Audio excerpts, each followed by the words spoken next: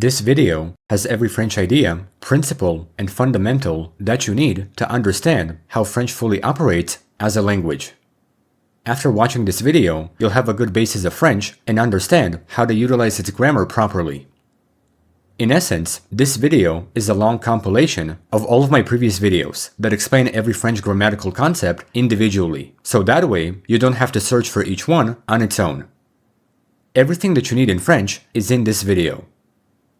When watching it, some moments will have weird sentences, like, "This concept is for a future video," because all of my videos are edited into one. I tried my best to balance everything so that the audio and visuals all come as one. As I said, this is a simple collection of all of my previous videos, so obviously I cannot go back and re-edit them.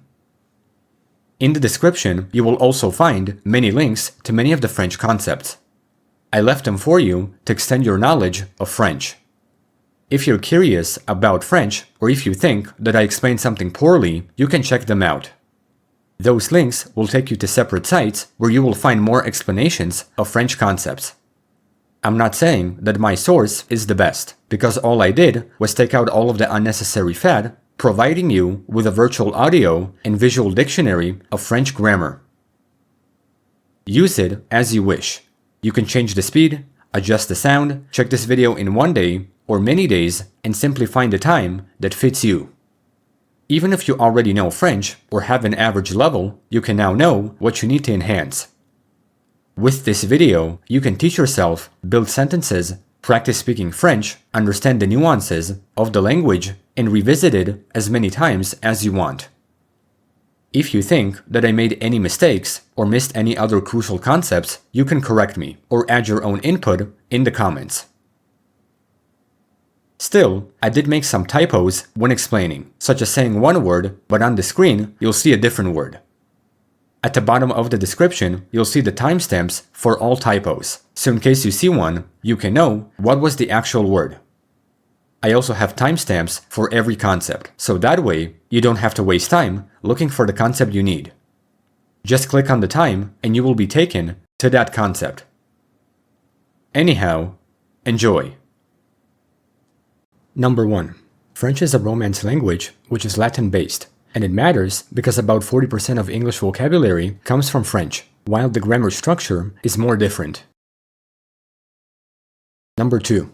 The French alphabet has 26 Latin letters like English, but vowels can have accents that will affect pronunciation and sometimes meaning, but not letter count. Number 3. The word order is basic, like in English, consisting of a subject, a verb, and object, but there are key differences, like adjectives coming after nouns, inverted sentence patterns in questions, and objects and pronouns that are placed before the verb. Number 4. French nouns have gender, being masculine or feminine, and gender affects articles, adjective forms, and some verb agreements in compound tenses. Also, adjectives, past participles, and articles must agree with their nouns in gender and number, while English doesn't have this concept. Number 5. Conjugation is central in French because verbs change for person and number, having endings for verb conjugations. In general, there are 3 verb groups in French. Verbs ending in er, ir, and re. Er and ir verbs are mostly regular, while re verbs are irregular. In addition, the tenses matter because French has all the familiar tenses like past, present, and future, but French also has a subjunctive mood and compound pasts. Even so, spoken French heavily relies on compound tenses, like I have eaten, instead of just I ate. Number 6. French has more article rules than English, having specific determiners and partitive articles, and often, while English may not use an article, French will need one. Number 7. French has 2 forms of you, informal and formal. In this case, social context tells which one to use, and using the wrong one can feel rude. Also, subjects are never dropped when spoken, like saying, je parle, I speak, not just parle.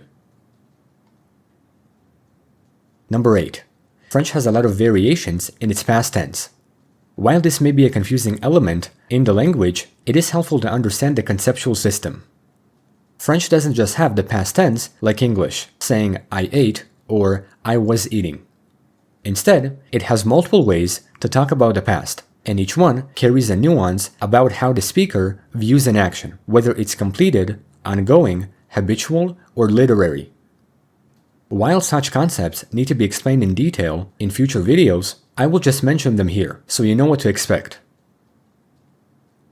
The most common past form is the compound past, describing completed past actions and focusing on the result of an action, which is similar to the simple past in English. It relies on auxiliary verbs and is highly used in spoken French. Another form is the imperfect past, which describes ongoing and habitual past actions. This is similar to saying, I was eating, so this form focuses on repetition and the incompleteness of an action, rather than something finished. Another form is the pluperfect, also known as the past perfect, which is a familiar concept in English. This past form describes an action that happened before another past event, like saying, I had eaten. It also relies on auxiliary verbs and past participles, and its nuance sets up a timeline of past events. A different form is the simple literary past, which is not to be confused with the compound past. This form is similar to the compound past, but it's mainly used in French literature, historical writing, and formal narration. It is equivalent to saying something like, I ate, but again, it's based on literary form and indicates completed actions. This form is very rare in spoken French. The last form in the past is the past anterior, also known as the literary pluperfect. This form is very formal, expressing an action that was completed immediately before another past action in literature. It's also formed like the pluperfect, having a past historic auxiliary verb form with a past participle. To put it simply, it's a literary form of the pluperfect, and it's almost exclusively found in classical French literature. French has many past forms because the language evolved from Latin, which had rich verb systems with past nuances. Modern French merged and repurposed many forms, leaving the compound past and the imperfect for speech, and the rest for literacy. While learning to speak French, 90% of the past tense will be in compound or imperfect form, and the rest is literary. Number 9. French has a lot of variations in the subjunctive mood, expressing things that are uncertain, desired, hoped, feared, or emotional. French uses the subjunctive to indicate when the speaker does not present an action as a certain reality, and is often triggered by expressions of desire, necessity or obligation, emotion or judgment, and doubt or possibility. If you speak about something that's uncertain in general, French will switch to the subjunctive. This idea can be conceptually understood when using phrases that activate the subjunctive, like, I want that you see me. I need that you see me. I'm happy that I see you. I doubt that I will see you. Although the formation of some phrases seems weird, what all of them have in common is the idea of uncertainty. By saying or simply thinking about these sentences, they all express a possibility that may or may not happen. This is the true definition of the subjunctive, not just in French, but in any language. The fact that a possibility can happen in general is what activates the subjunctive, regardless of what it is. If I say, I want that whatever, I need that whatever, I'm happy that whatever, or I doubt that whatever, it doesn't actually mean that these things will happen, and therefore it creates uncertainty or possibility. It's also why the subjunctive is a mood and not a tense, because a mood is a temporary state of mind. I indicate this in the beginning so you can understand what the subjunctive actually means. And in French, there are 4 variations, but in practice in speech, only 2 forms are common. The present subjunctive is mostly used in modern spoken French, and it's the most common form. The past subjunctive has a compound form with a past participle, expressing uncertainty about a past action. It's also used in spoken French, but a lot less. The imperfect subjunctive is literary and only used in historical writing. The pluperfect subjunctive is extremely literary and formal, and is also never used in spoken French. Number 10. French has a lot of complexity when listening to the language. The spoken language doesn't always match the spelling the way English does. Understanding how French sounds will make it easier to pick up the language later, but this concept cannot just be explained grammatically. It's something that you have to listen to and gain experience from. While this lesson may help, it's much better to listen to spoken French and to hear word patterns, but I will still mention some of these nuances in the beginning. French has a lot of silent letters and invisible sounds, especially at the end of words, like petit and vous. Historically, Old French used to pronounce these letters, but over centuries, final consonants fell silent, while the spelling stayed. As a listening tip, if you see a final consonant, you can assume it's silent, unless the next word starts with a vowel. When this happens, this is what's called a liaison. A liaison is a word linking where words link together when one ends in a normally silent consonant and the next starts with a vowel, like les amis, and vous avez. The effect on listening is that a whole sentence can sound like one long word. Vous aimez un ami intelligent. Vous aimez un ami intelligent. French also has nasal vowels, which English doesn't have. Such vowels are followed by in or im, and often become nasalized, and the consonant disappears, like in the words effort, non, bon. As a listening tip, nasal vowels can make words blend together. French also has contractions, where vowels are dropped to make a better speech flow, like l'ami, j'aime, c'est. The effect on listening is that words merge together, and in the beginning, it can be hard to see word boundaries, but over time, it's something to get used to. On the other hand, spoken French can be lazier than written French, which is why listening comprehension lags behind reading for learners. For instance, the written phrase je ne les vois pas can be reduced in everyday spoken speech and sound like je les vois pas, even though the meaning is the same. This concept shows how reduced speech acts in spoken French. Furthermore, unlike English, French is a syllable-timed language, where every syllable is almost equally stressed. In this case, words can blend into one because there is no emphasis when speaking. For example, the English phrase I want to go to Paris has a stress pattern that helps separate words, whereas in French, the flow of words is smooth. Je veux aller à Paris. Je veux aller à Paris. French also has consonant rules for listening. H is silent in almost all words, like in homme, but it does affect liaison. R is more guttural, sounding in the throat. Re. In essence, this is how listening in French works, but again, it's something that needs to be practiced with experience. Once you internalize patterns of liaisons, silent letters, and nasal vowels, French listening becomes predictable. Every silent letter follows a rule, even if it seems random for now. Once your ear learns to ignore spelling, French speech will be easier to follow. Number 11. The flow of words in French is based on elisions, dropping vowels and using apostrophes to keep the flow smooth. Elision is when a vowel at the end of a word is dropped and replaced by an apostrophe if the next word starts with a vowel or a silent H. This concept happens because French hates two vowels that collide in speech. To maintain a smooth syllable flow, the first vowel disappears. This is extremely common in articles. l'ami, l'ami. Object pronouns, j'ai, j'ai. Negation, n'est pas, n'est pas. And the word that, cool, cool.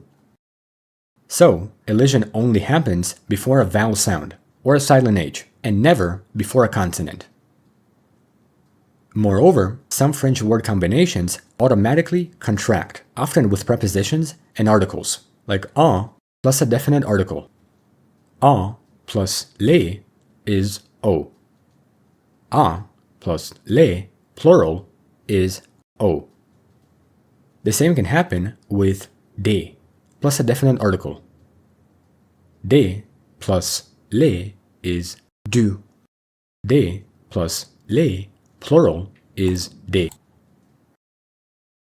As a note, the article la never contracts, so à la and de la stay as they are.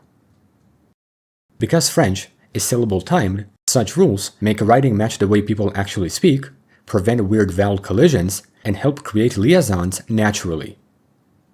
When it comes to listening, many apostrophes hide vowels that have disappeared, so initially it may not be possible to hear them in some words, like j'aime, j'aime, and c'est, c'est. Overall, these are things to know before learning French, and in the next videos, French grammar can begin, and grammatical concepts can be learned. The French alphabet has 26 letters, which are the same letters as in English. Because French and its alphabet are more methodical, they consist of phonetic rules, so it's possible to sound out French words in most situations, because it's more phonetic than English. However, the pronunciation will be different, because French is a Romance language, so the letters, their pronunciations, and spellings look like this. A, B, C, D, E, F, G, H, I, J, K, L, M, N, E, P, Q, R, S, T, U, V, W, X, Y, Z. Before learning other concepts that relate to the alphabet, it's important to understand the idea behind the basic 26 letters. While some consonants have the same sound as in English, some letters deviate in pronunciation, especially the vowels. As in father, a unique sound, like a relaxed E, like in see, like in go, and oo, which is made with rounded lips and tongue forward. Oo. Still, other letters have a different sound than in English, like J and J. The two letters make the sound of a soft J, like in measure, J. On the other hand, a letter like R is more throaty because it's rolled in the throat and not in the tongue like in English. R. Lastly, the letter Y is just Greek I, which is a common way to express it in many Romance languages, and the last letter, Z, is the same as in Canadian and British English, Z. Overall, this is the pronunciation of the 26 letters in French, and now we can actually learn the key sound differences and basic sound rules.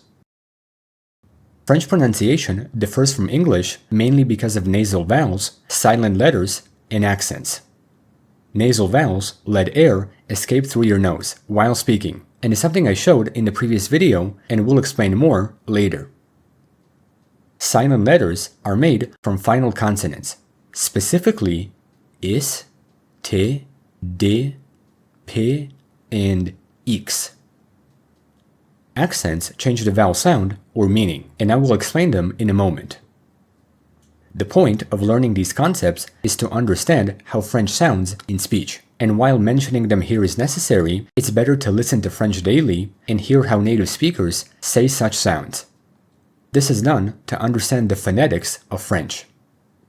Still, these are just the differences in sound, which is simple to get used to, but in terms of pronunciation, there are additional rules. Final is, t, d, p, and x are usually silent at the end of words, like vous, petit, trop, de. At the end of a word is silent unless it has the acute accent, like café.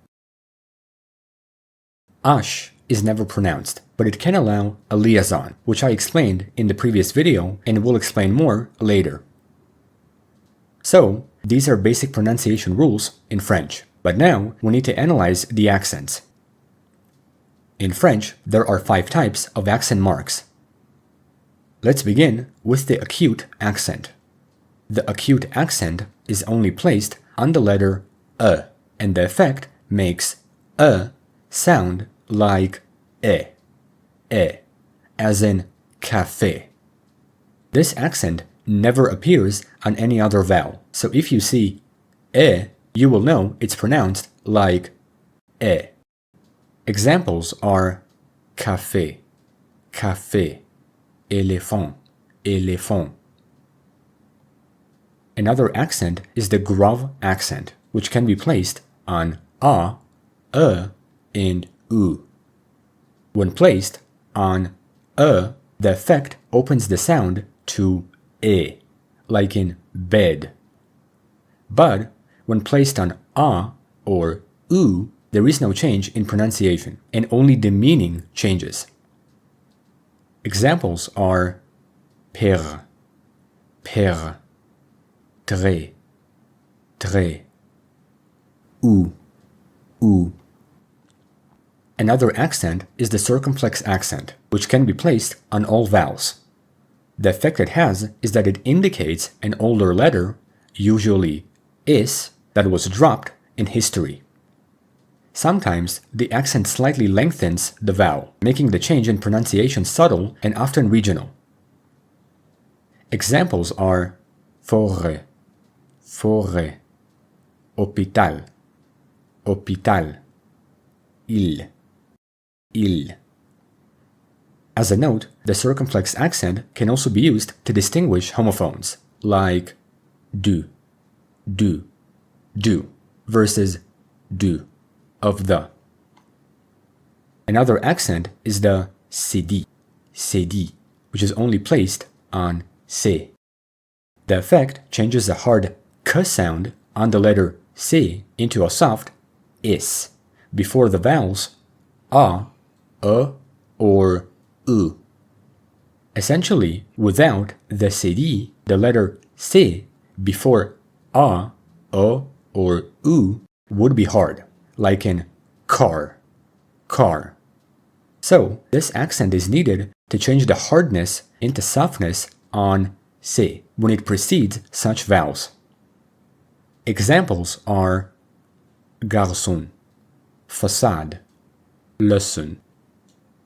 The last accent is the trema, which can be placed on e, and u.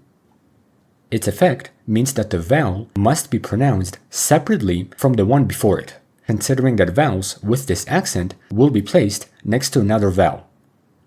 This is done to preserve the pronunciation of a vowel separately, because without the trema, vowels would normally combine into one sound.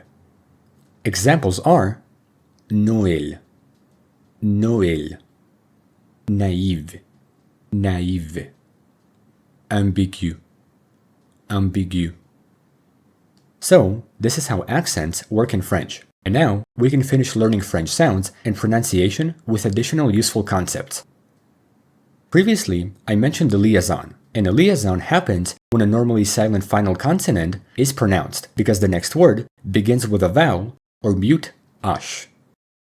This concept makes speech flow smoothly, although not every possible liaison is made in casual speech, as it's more common in formal situations. Examples are vous avez, petit ami, petite amie. Moreover, nasal vowels in French relate to the letters in and im. We do not pronounce these letters clearly at the end. If in or im comes after a vowel and isn't followed by another vowel, the sound is nasalized, meaning that air passes through your nose. Common nasal sounds in French are enfant, b, p, un.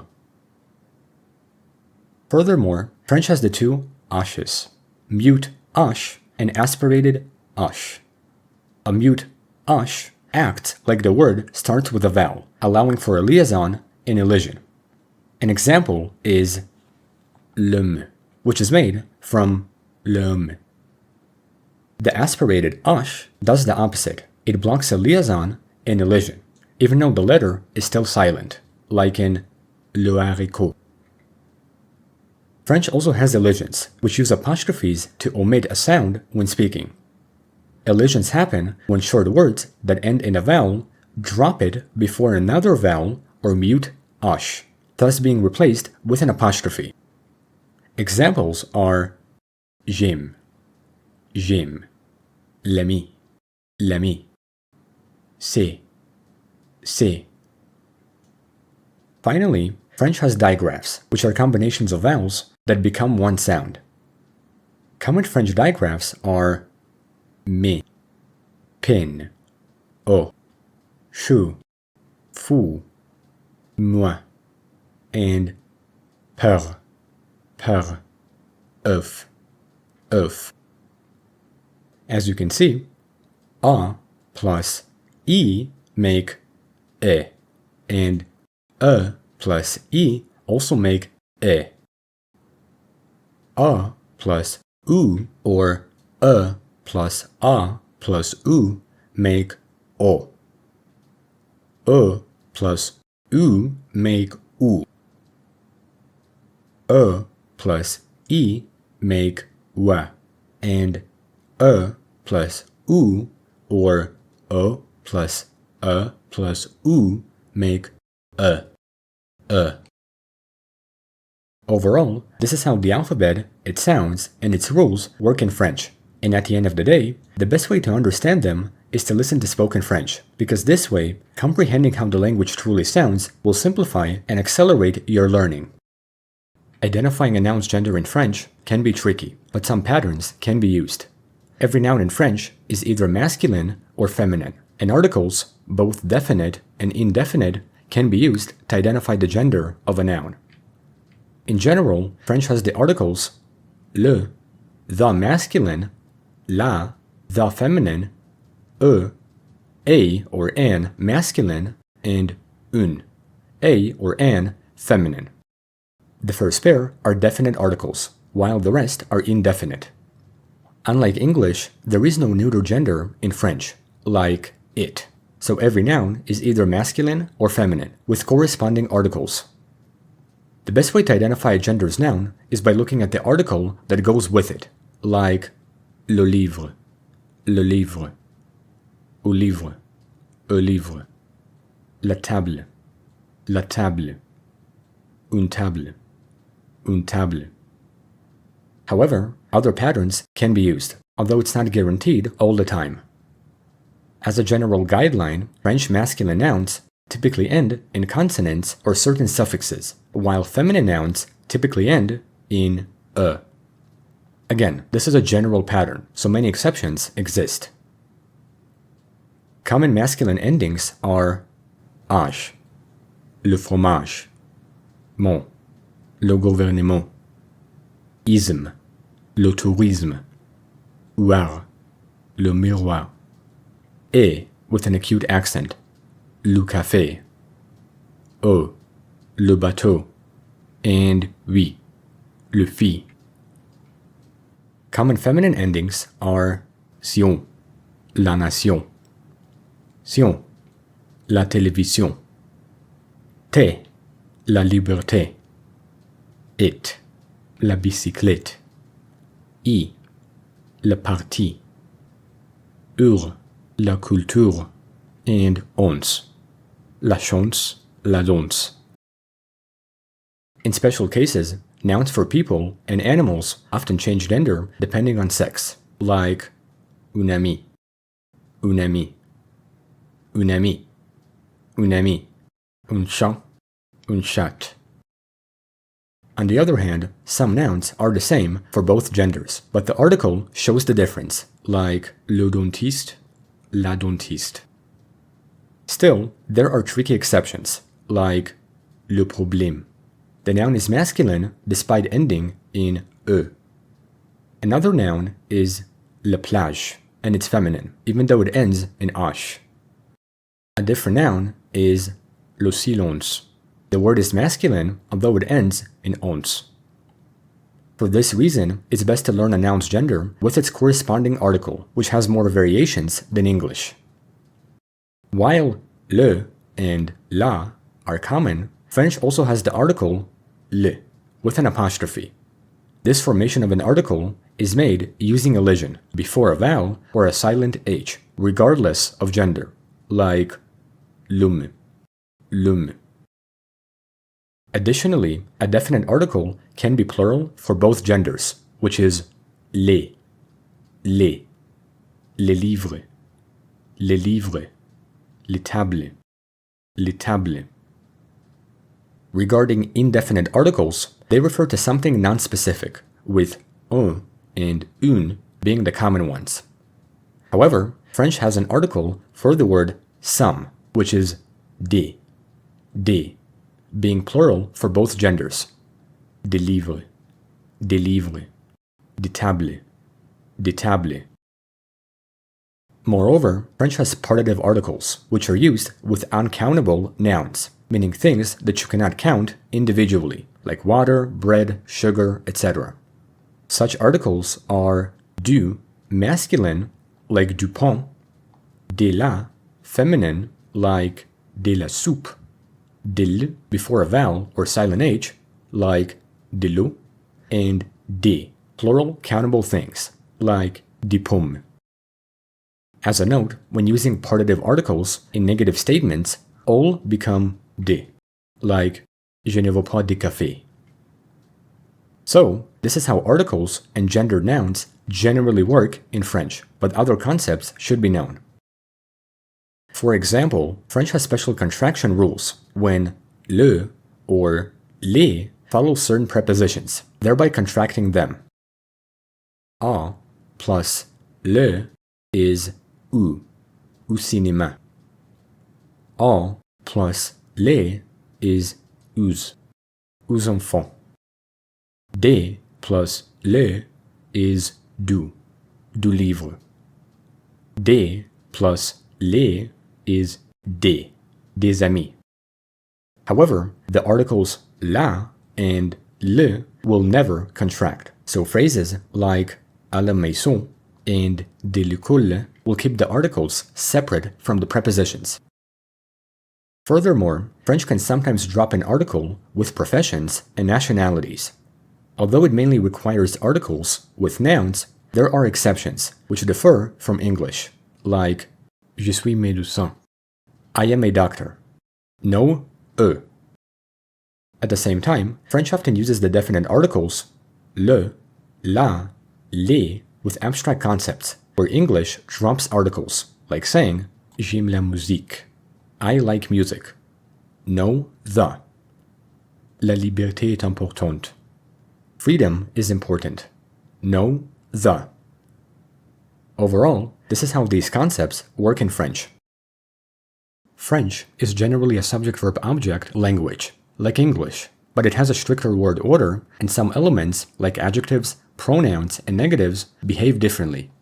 The basic word order in French is subject plus verb plus an object, like saying Marie lit au livre.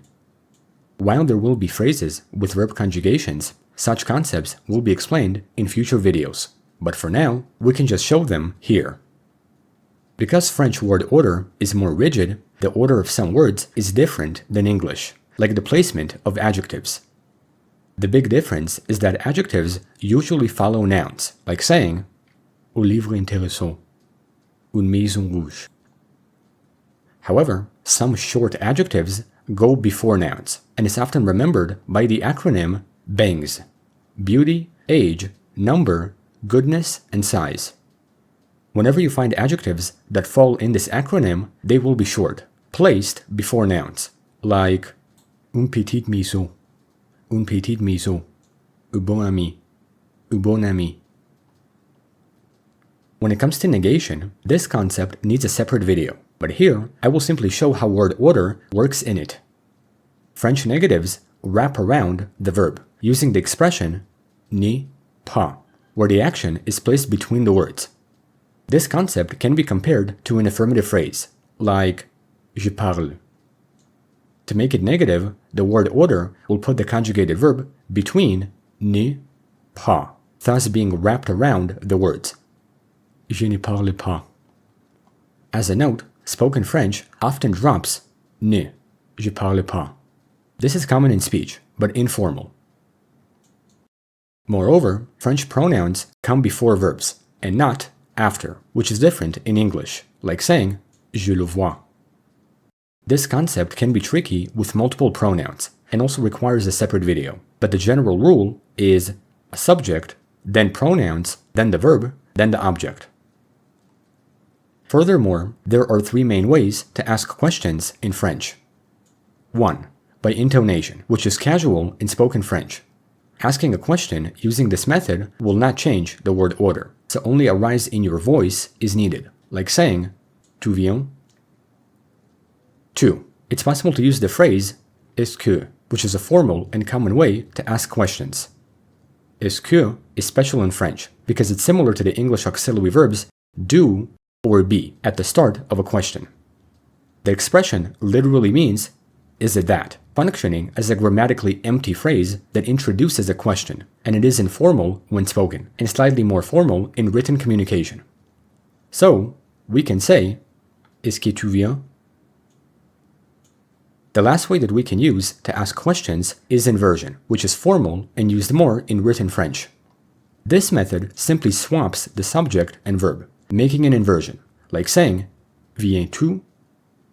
As a note, with inversion, if the verb ends in a vowel and the subject begins with one, we have to add te for sound, like in this question. Aime-t-il? This is done to avoid having two vowel sounds together.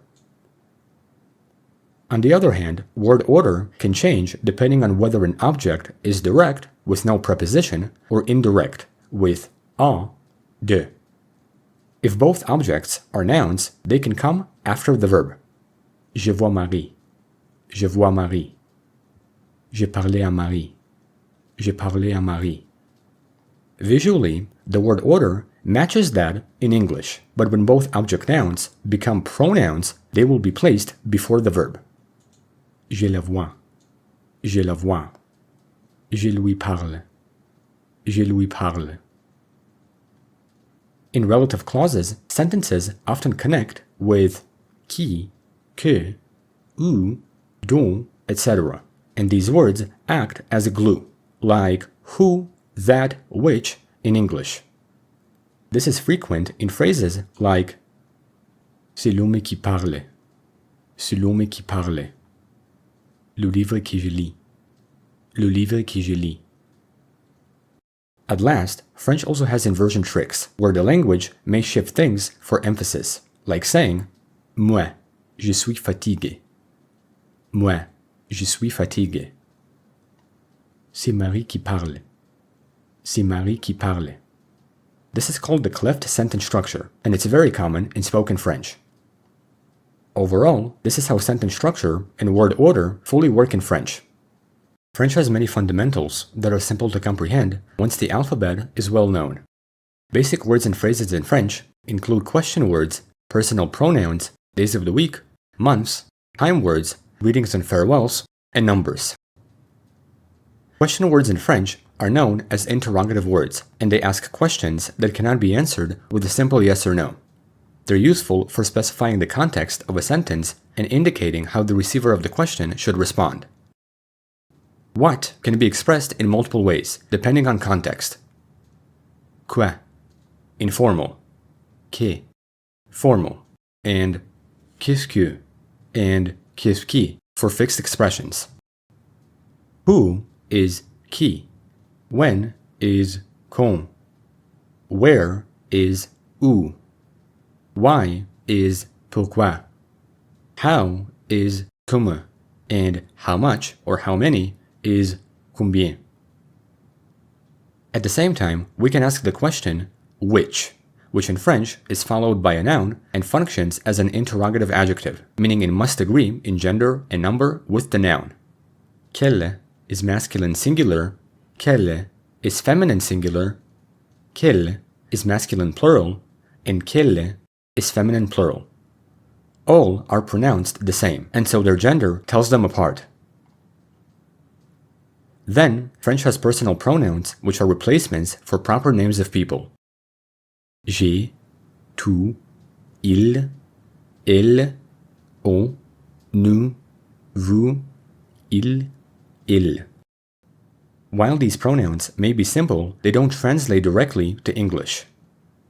Il means he, and elle means she. But since all French nouns are masculine or feminine, the pronouns can also mean it. The pronoun on is also different because it can refer to one, people, or you in general phrases, like saying, one should know French. People should watch this video. You never know. In addition, on can also mean we in spoken French, which is very common but informal. It may be strange considering that the pronoun nous is already used for we, but it's formal. Moreover, they in French can be masculine or feminine, which English doesn't have, but the tricky part is that the words are pronounced like he and she, because final consonants are silent. Context will tell the difference, along with verb conjugations. Furthermore, vous means you all, which English formally doesn't have, but I will still include it. Apart from meaning you all, vous can also be used to refer to formal people, like Mr. or Mrs., so the pronoun is a formal you. Aside from these pronouns in the personal form, French can change them when put in the form of object pronouns, possessive pronouns, or any other form. These pronouns indicate the grammatical person, gender, and number of the noun they replace. For now, it's better to show them but not describe them, as they need separate videos for explanation. Then, French has the days of the week. Lundi, mardi, mercredi, jeudi, vendredi, samedi, dimanche. While English capitalizes the words, we don't need to do it in French, unless it's the first word in a sentence. Then, French has the months. Janvier, février, mars, avril, mai, juin, juillet, août, septembre, octobre, novembre, décembre. Just like with days, the months in French are not capitalized, unless it's the first word in a sentence. Then, French has common time words, like seconde, minute, heure, jour, semaine, mois, année, hier, aujourd'hui, demain. Then, French has a lot of useful greetings and farewells. These phrases can be very useful when speaking the language and meeting new ideas. Common initial greetings are bonjour, bon matin, bon après-midi, bonsoir, and bonne nuit, which are used to explain the time of day. Secondary greetings that are used for meeting people can be comment allez-vous? Comment vas-tu? Comment ça va? Vous allez bien? Ça va? Ça gaz? Quoi de beau? Ça roule? Ça baigne? While some of these phrases have an English equivalent, not all have the same meaning due to their literal translation. Some introductions can be bonjour, comment vous appelez-vous? Comment tu t'appelles? Très heureux, enchanté, bienvenue. Again, not all have the same meaning because of literal translation. Phrases that express gratitude are bien, merci, très bien, merci, pas mal, comme d'hab, ça va bien. Common farewells are au revoir, salut, à plus tard, bonne journée, bon après-midi, bonne soirée, and bonne nuit. Finally, French has numbers that are spelled and pronounced like this: 0, 1, 2, 3, 4, 5, 6, 7, 8, 9, 10. Numbers past 10 are 11, 12, 13, 14, 15, 16, 17, 18, 19, 20. Here, this is where numeration in French becomes tricky. The numbers 17, 18, and 19 are formed by combining 10, 10 with 6, 7, 8, 8, and 9, 9, respectively. This differs from the numbers 11 through 16, but most importantly, this system aligns with how the numbers 70, 80, and 90 are constructed in French, using multiples of 20. Numbers 20 through 69 follow a traditional pattern with names for each multiple of 10 and combinations with units, using a hyphen, like 23, 24, 30, 40, 50, 60. However, numbers 70 through 99 have the vigesimal base 20 system. 70 is 70, 60, 10.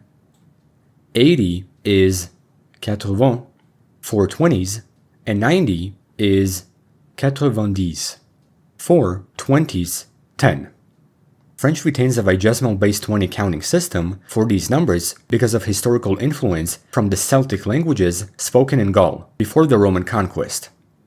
While the Romans introduced a decimal base 10 system, traces of the older vigesimal system persisted, particularly in 70, 80, and 90.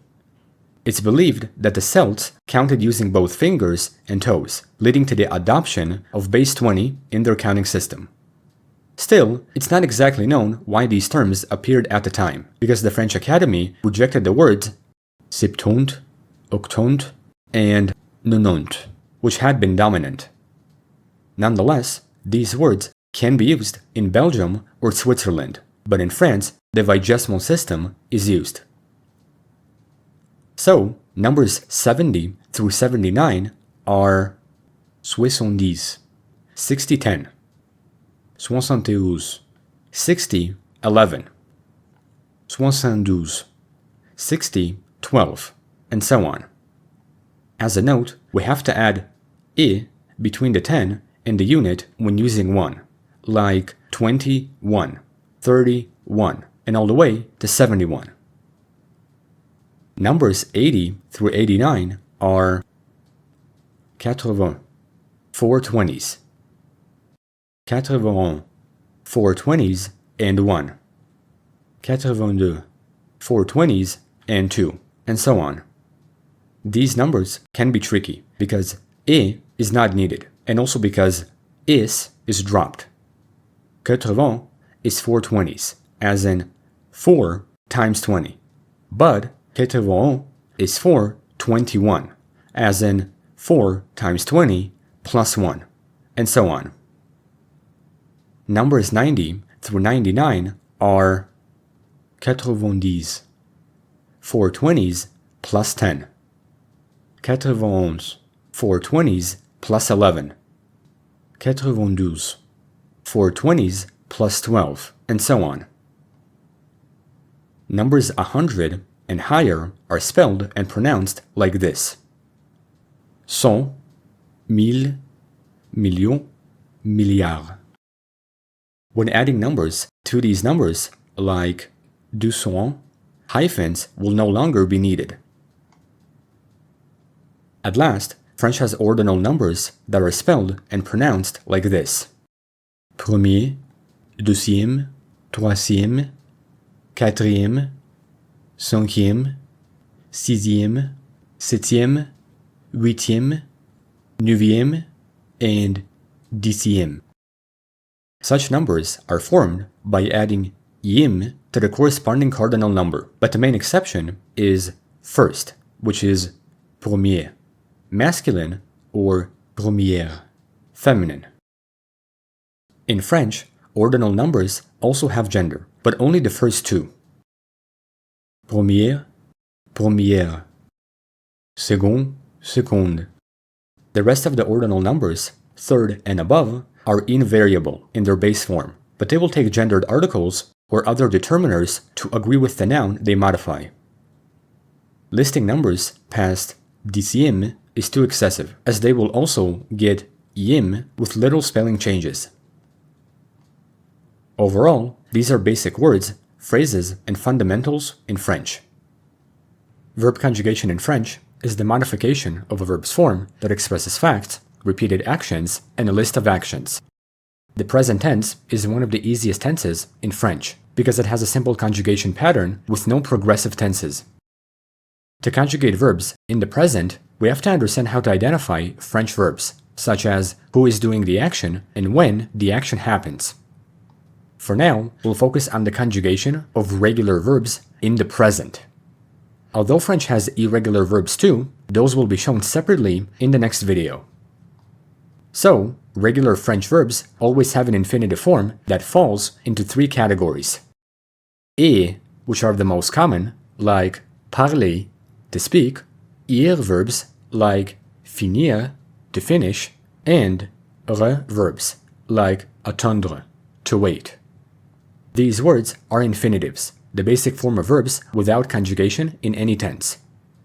The best way to recognize them is to see the time change in a sentence, which combines with the personal pronouns j'ai, tu, il, on, nous, vous, il. Let's begin with et verbs. The conjugation pattern for et verbs in the present goes as follows. We get the verb stem by dropping the ending from the infinitive.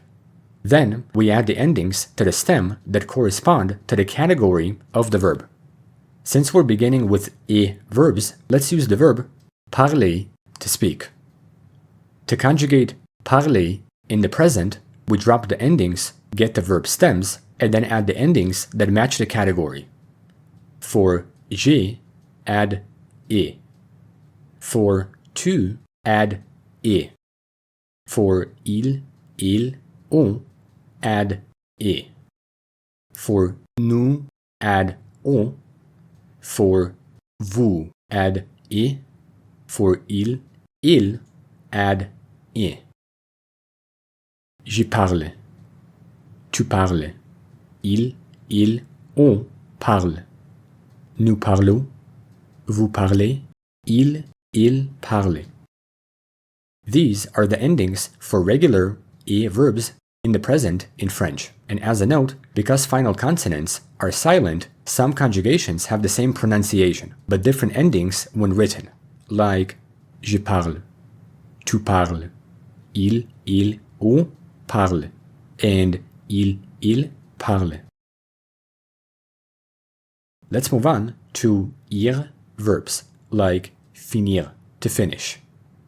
The conjugation pattern for ir verbs in the present is similar, where we get the verb stems by dropping the endings and then adding the corresponding endings to the category of the verb. For ir verbs, the endings are I for j'ai and tu, I for il, on, ils for nous, ils for vous, and is for il. J'ai fini. Tu finis. Il, ou finit. Nous finissons. Vous finissez. Ils finissent. Again, because final consonants are silent, some conjugations have the same pronunciation, but different endings when written, like j'ai fini, tu finis, il, on finit. Let's finish with verbs, like attendre, to wait. The conjugation pattern for such verbs in the present is also similar, where we get the verb stems by dropping the endings and then adding the corresponding endings to the category of the verb. For these verbs, the endings are is for j'ai and tu, just the stem for il, o for nous, et for vous, and et for il. Considering the previous conjugations, some endings are simply borrowed from et verbs, like o, et, and et. J'attends, tu attends, on attend. Nous attendons, vous attendez, elles attendent. In this case, the conjugation for il, on is just a stem with no ending, and the pronoun j'ai has elision with attendre, because the pronoun begins with a vowel and the conjugation starts with a vowel. Once again, because final consonants are silent, some conjugations have the same pronunciation, but different endings when written, like j'attends, tu attends, on attend. At this point, you might be wondering how it is possible to distinguish the conjugations when they're said. In my first French video, I mentioned that subjects are never dropped when they're spoken with their conjugations, because the pronunciation of some will be the same, despite having different writings. This is the reason why French requires conjugations with the subjects, because without them, it would be impossible to tell who the subject is, due to the same pronunciation of some conjugations. In other words, to distinguish the difference between conjugations, always say the subject with the correct conjugation. In conclusion, this is how regular present verb conjugation works in French. The concept simply follows endings that correspond to each verb type, so it's made from stems plus endings.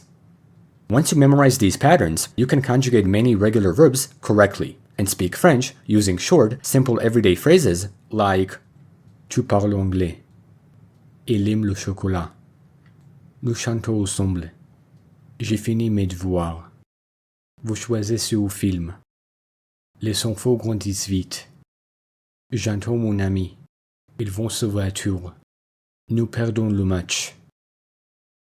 In these examples, I've used short sentences from ir, and verbs, and they all stick perfectly to their conjugation patterns. Irregular present verb conjugation in French doesn't follow one fixed pattern. Instead, many irregular French verbs have their own special conjugation, which means that such verbs must be memorized, because other patterns for them might not be predictable. In my previous video, I explained regular French verb conjugation in the present, showing verb stems and their endings. In this video, I'll explain irregular present verb conjugation, which may follow the same endings, but with changes in verb stems. The good news is that about 17 irregular verbs are used very commonly in French, so you don't need to know all of them. Once you master the common ones, you can use them in any way you want. Still, I will simply show the most common irregular verbs in French, but not all, and in the end, I'll give a simple reference chart of the main irregular verbs in the present tense, which are the ones you'll see most often. This way, you can keep it as a clear guide, but again, such verbs have to be remembered. From the start, French has the big four irregular verbs that are used in everyday speech, and these are être, to be, avoir, to have, aller, to go, and faire, to do or to make. Such verbs will have almost no pattern to follow, so they must be remembered individually. Let's begin with être, to be. The conjugations of this verb in the present tense are je suis, tu es, il, on est, nous sommes, vous êtes, ils sont. An example sentence can be je suis étudiant. Now, let's see the conjugations of avoir, to have. J'ai, toi, il, on a, nous avons, vous avez, elles ont.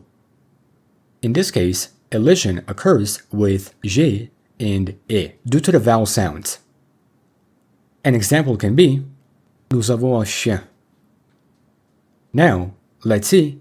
Aller, to go. Je vais, tu vas. Il, on va. Nous allons, vous allez. Il vont. An example is ils vont à l'école. Now, let's see. Faire, to do or to make. Je fais, tu fais. Il, on fait. Nous faisons, vous faites. Ils font. An example is tu fais du sport. Considering the big four irregular verbs, you can see that unlike regular verbs, the stems of these verbs often change, which makes some patterns unpredictable. But at the same time, some endings are preserved. While it can be difficult to remember the stems of these verbs, the endings can be used to predict how some conjugations will end. Now that we've covered the big four, we can move on to other very common irregular verbs that will have basic endings that we saw in the previous video, which will give us predictable patterns. Let's see the verb venir, to come. Je viens, tu viens, on vient, nous venons, vous venez, ils viennent. With this verb, we can see that some basic endings were preserved with irregular changes, like using is and te without I, and o, I, and e without is. Because the verb venir is an ir verb, its endings are basic for ir verbs with irregular changes. An example is Je viens de Paris. Now, let's see the verb prendre, to take. Je prends, tu prends, on prend, nous prenons, vous prenez, ils prennent. With this verb, the first three conjugations are regular, but the other three remove a letter from their basic endings. An example is Elle prend le train. Let's see the verb vouloir, to want. Je veux, tu veux, il veut, nous voulons, vous voulez, ils veulent. This verb has distinctive stems, with endings that are also similar to those of previous verbs. An example is Nous voulons apprendre le français. Let's see the verb pouvoir, to be able to or can. Je peux, tu peux, il peut, nous pouvons, vous pouvez, ils peuvent. This verb has a very similar pattern to the previous verb, with the same endings. An example is Je peux parler anglais. Let's see the verb devoir, to have to or must. Je dois, tu dois, il doit, nous devons, vous devez, ils doivent. This verb has particular stems, again with endings that are similar to those of previous verbs. An example is Vous devez étudier. Let's see the verb savoir, to know. Je sais, tu sais, il sait, nous savons, vous savez, ils savent. Considering that this is a ir verb, some of its basic endings are used, but the main irregularity comes from removing a letter from the infinitive, leaving it as savent. An example is Je sais la réponse. Let's see the verb mettre, to put. Je mets, tu mets, on met, nous mettons, vous mettez, ils mettent. This verb has basic endings in its category, but it's irregular because it removes a consonant from the stem in the first three conjugations. An example is Il met la table. Let's see the verb dire, to say. Je dis, tu dis, il dit, nous disons, vous dites, ils disent. While preserving most basic endings, this verb is irregular because of the conjugation for vous, which uses the consonant t and ends in is. An example is vous dites la vérité. Let's see the verb partir, to leave. Je pars, tu pars, il, on part, nous partons, vous partez, ils partent. This verb preserves some basic endings with irregular changes, like is and te without I and o, e, and e without is. An example is il part à midi. Let's see the verb sortir, to go out. Je sors, tu sors, il, on sort, nous sortons, vous sortez, ils sortent. This verb also preserves some basic endings with irregular changes, but the main irregularity is the removal of a letter from the infinitive, leaving sors as the stem. An example is je sors avec mes amis.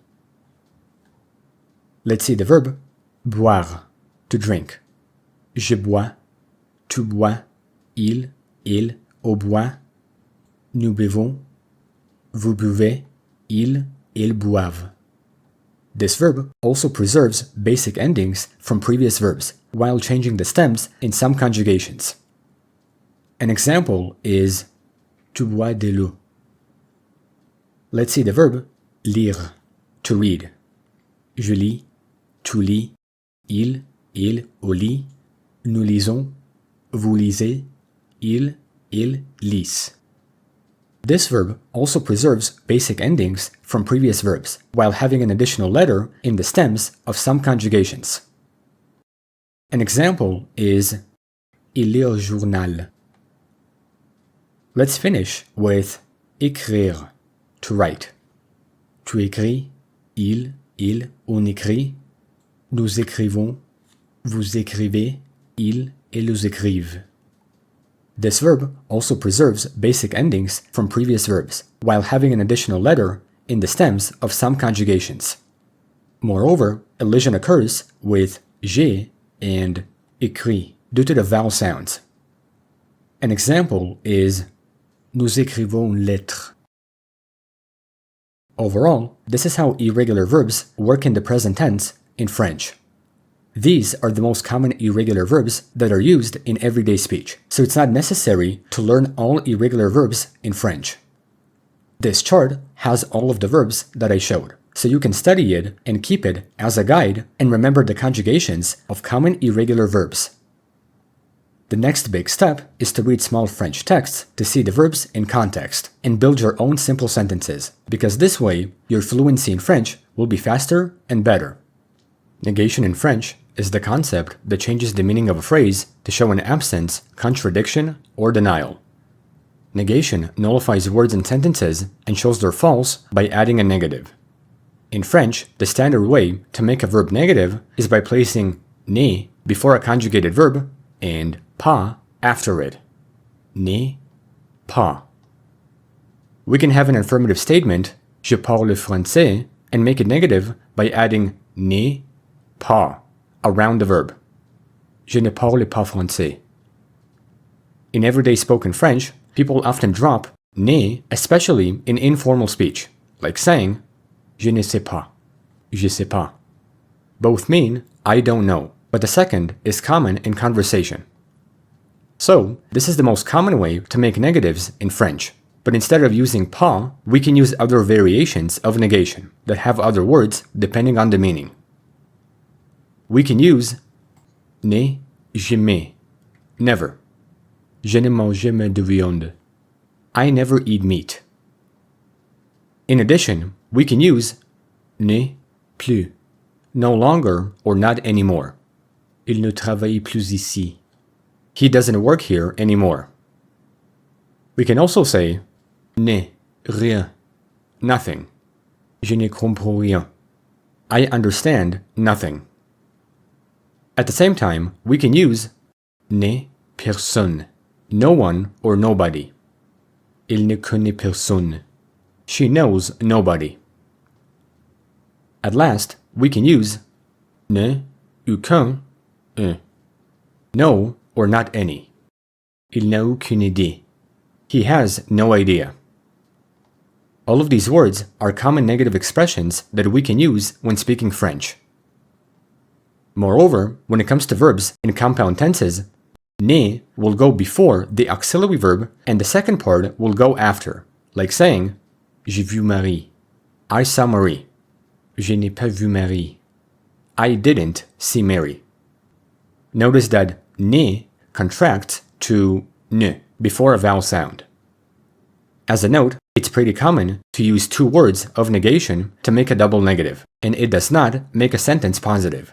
It simply reinforces the negation, which doesn't work in English, like saying, Je ne vois personne. I don't see anyone. The literal translation is I don't see no one, but because double negatives do not work in English, it has to change to an affirmative word. While all of these were general concepts about French negation, there are useful refinements we can utilize, like word order with infinitives, where n'est pas surrounds the infinitive and not the main verb, like saying, Je préfère ne pas manger maintenant. I prefer not to eat now. When it comes to object pronouns, they usually go inside the negation, like Je ne les vois pas. I don't see them. In formal literary French, we can have a negative concord, where we can stack negatives in the same sentence. Je ne vois jamais personne. I never see anyone. Sometimes it's possible to make a negation without pas, where some verbs traditionally drop the word, like Je n'ose dire la vérité. I dare not tell the truth. Saying the phrase with pas is also correct and more common today. In conclusion, this is how negation works in French. Descriptive adjectives in French describe nouns and indicate qualities like color, size, shape, personality, and more, like saying, Un livre intéressant and Une maison blanche. However, French adjectives must agree in gender and number with the noun they describe, and the rules are based on adding endings to adjectives to match the gender and number. Unlike English, French adjectives are generally placed after nouns, but some common short adjectives often come before the noun. I will explain this concept a bit later. If a noun is masculine and singular, an adjective will be in its base dictionary form, like un livre vert. If a noun is feminine and singular, an adjective will get the ending e, which is common in feminine entities in French, like une maison verte. If a noun is masculine and plural, an adjective will get is, like des livres verts. And if a noun is feminine and plural, an adjective will end in is, like des maisons vertes. If an adjective already ends in e, which is a masculine form, don't add another one for the feminine, like un homme rapide, une femme rapide. If an adjective already ends in is or x, which is a masculine plural form, don't add another is, like un garçon sérieux, des garçons sérieux. Still, common irregular forms also exist in French, and adjectives in this case will change dramatically. Some irregular adjectives are un homme heureux, une femme heureuse, un élève attentif, une élève attentive, un appel cruel, une décision cruelle, un frère cher, une sœur chère, un garçon mignon, une fille mignonne, un loup neuf, une maison neuve. Even though there are many examples to remember, once you get used to the patterns, using irregular adjectives will be simple. Now, we can see how short adjectives can be placed before nouns. These are usually related to beauty, age, number, goodness, and size, using the acronym BANGS. When you find adjectives that fall into the BANGS category, they will be put before the noun they describe, like un beau jardin, une petite maison, un bon repas, In special cases, some banks adjectives have irregular forms when placed before a masculine singular noun starting with a vowel or silent ash, like un bel homme, a handsome man, un vieil ami, an old friend, un nouvel appartement, a new apartment. When it comes to adjectives of color, they're usually placed after nouns, and the agreement works the same way.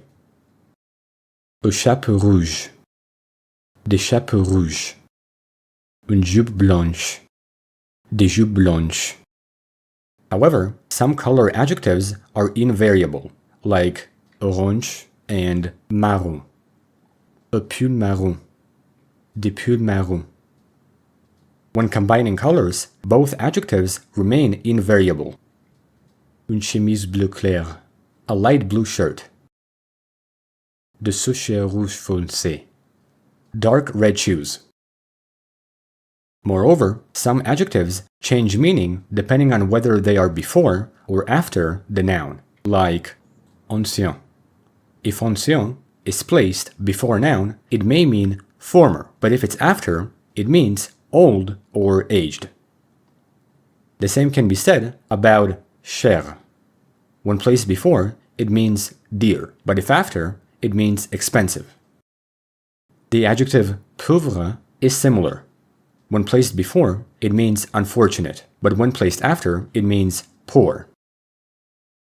Furthermore, sometimes past participles act like adjectives, and they also agree in gender and number, like une porte fermée, a closed door, de fleurs fanées, wilted flowers.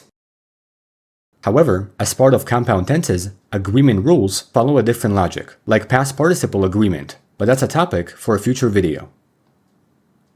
At the same time, it's possible to use adjectives as nouns, where French allows adjectives to replace nouns when the meaning is clear, like les pauvres, the poor people, un ancien, a veteran.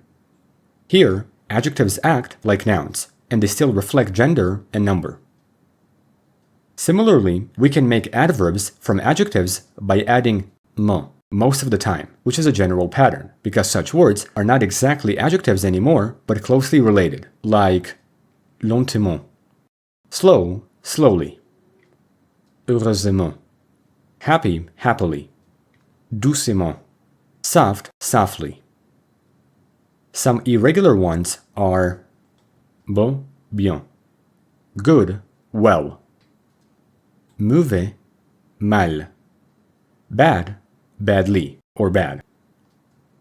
As for some conclusive notes, you should know that some adjectives can carry connotation differences depending on order, because there are more subtle ones, like certain, un certain charme, a certain or specific charm, versus une vérité certaine, a sure truth. In spoken French, regional and stylistic nuances also exist, where people sometimes simplify agreement, like dropping plural is in speech, because it's often silent. In poetry and older French, adjective placement can be freer and more flexible for rhythm or emphasis, but it's not something we need to show. Overall, this is how descriptive adjectives fully work in French. The concept of possession in French works differently than in English, having possessive adjectives and pronouns. Possessive adjectives in French agree with the thing possessed, not with the possessor, which is different in English. While it's possible to use my, your, his, her, our, and their in English, French does have these adjectives, but they must agree with gender and number, depending on the object being possessed, having three forms: masculine singular, feminine singular, and plural. By looking at this chart, we can see how all possessive adjectives are affected by the thing being possessed, and they change depending on person, gender, and number. Masculine singular adjectives are mon, tu, son, notre, votre, leur, and they apply to any masculine singular noun. Feminine singular adjectives are ma, ta, sa, notre, votre, leur, and they apply to any feminine singular noun. We can also see that some adjectives are the same for both genders, so they're simply borrowed, and the gender of the possessed thing will tell the difference. Plural adjectives apply to any plural noun, regardless of gender, and these are mais, tes, ses, nous, vous, leur. Overall, this is what possessive adjectives look like in French, and they agree with the gender and number of the noun owned, not the owner. Let's have some examples. Mon frère est gentil. Ma sœur chante bien. Mes amis sont ici. Ton chien en aboie. Ta maison est grande. Tes livres sont intéressants. Son père travaillait à Paris. Sa mère cuisine bien. Ses enfants jouent dehors. Now, we can see plural examples. Notre école est moderne. Nos professeurs sont stricts.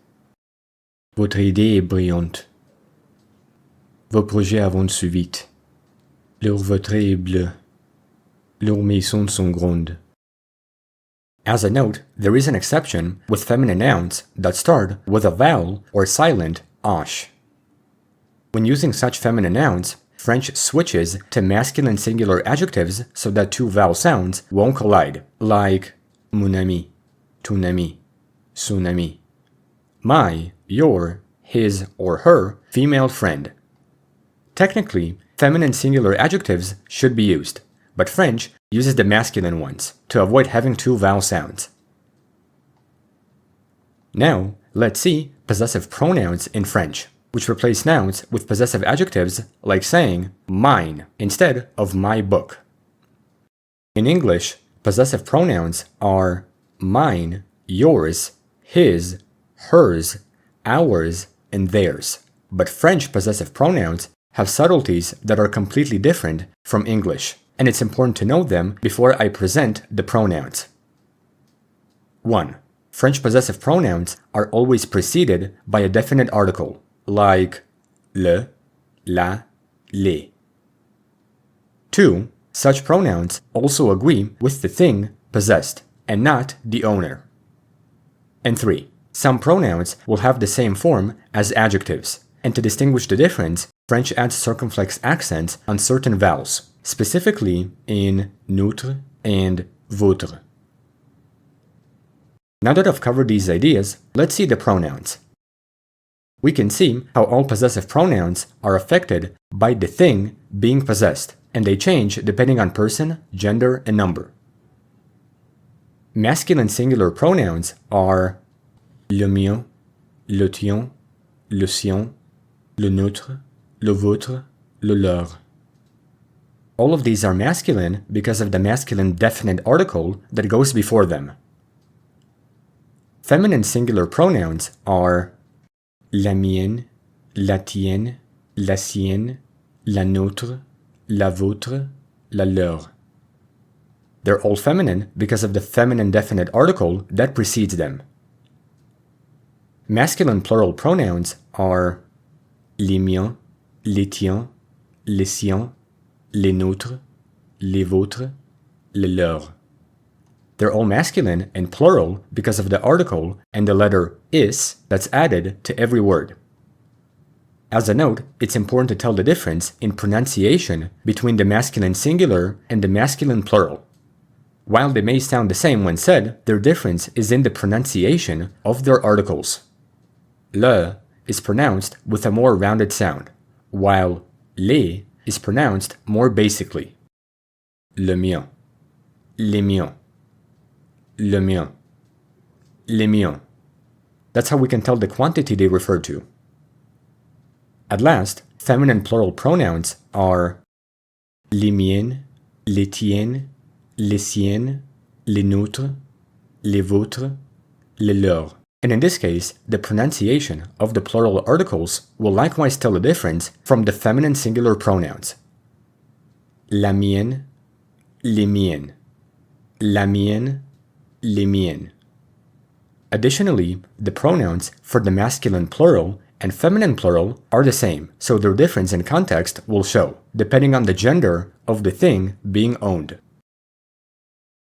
Overall, this is what possessive pronouns look like in French, agreeing with the gender and number of the noun owned. Let's have some examples with every pronoun.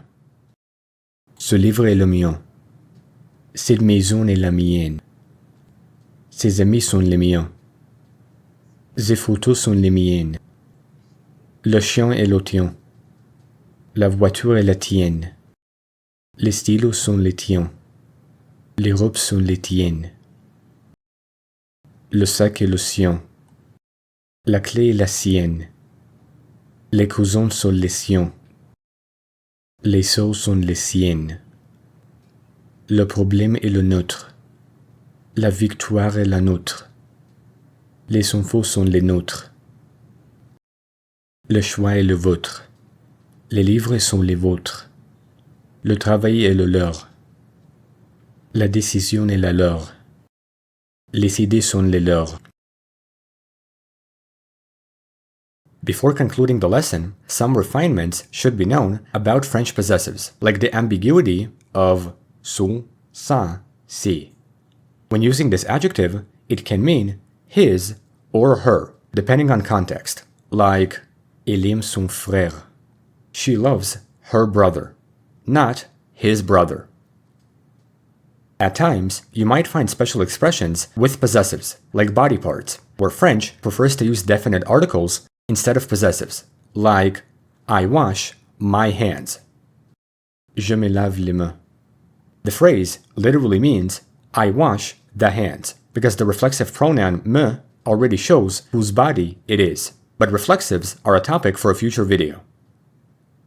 It's also important to know that tu, ta, te should be used for informal people, like one person, and that votre, vous, may be formal to one person you're addressing politely, or plural to a group, like you all.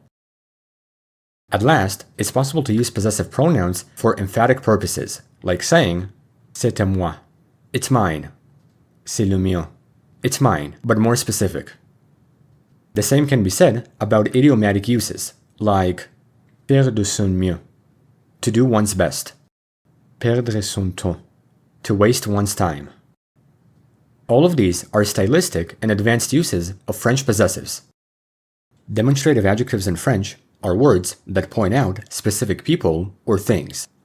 In English, these are this, that, these, and those. In French, such words must agree in gender, masculine or feminine, and number, singular or plural, with the noun they modify. In general, there are four main forms: singular masculine, singular feminine, and plural for both genders. Singular masculine adjectives can be in two words, ce and sit. Ce is used before masculine nouns starting with a consonant, like ce livre, this or that book. Sit is used before masculine nouns starting with a vowel or silent sh, like cet homme, this or that man.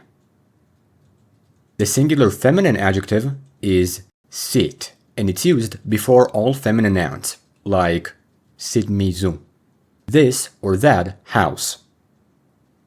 The plural adjective can be used before all plural nouns, regardless of gender, and it's ces, ces enfants, these or those children, ces voitures, these or those cars.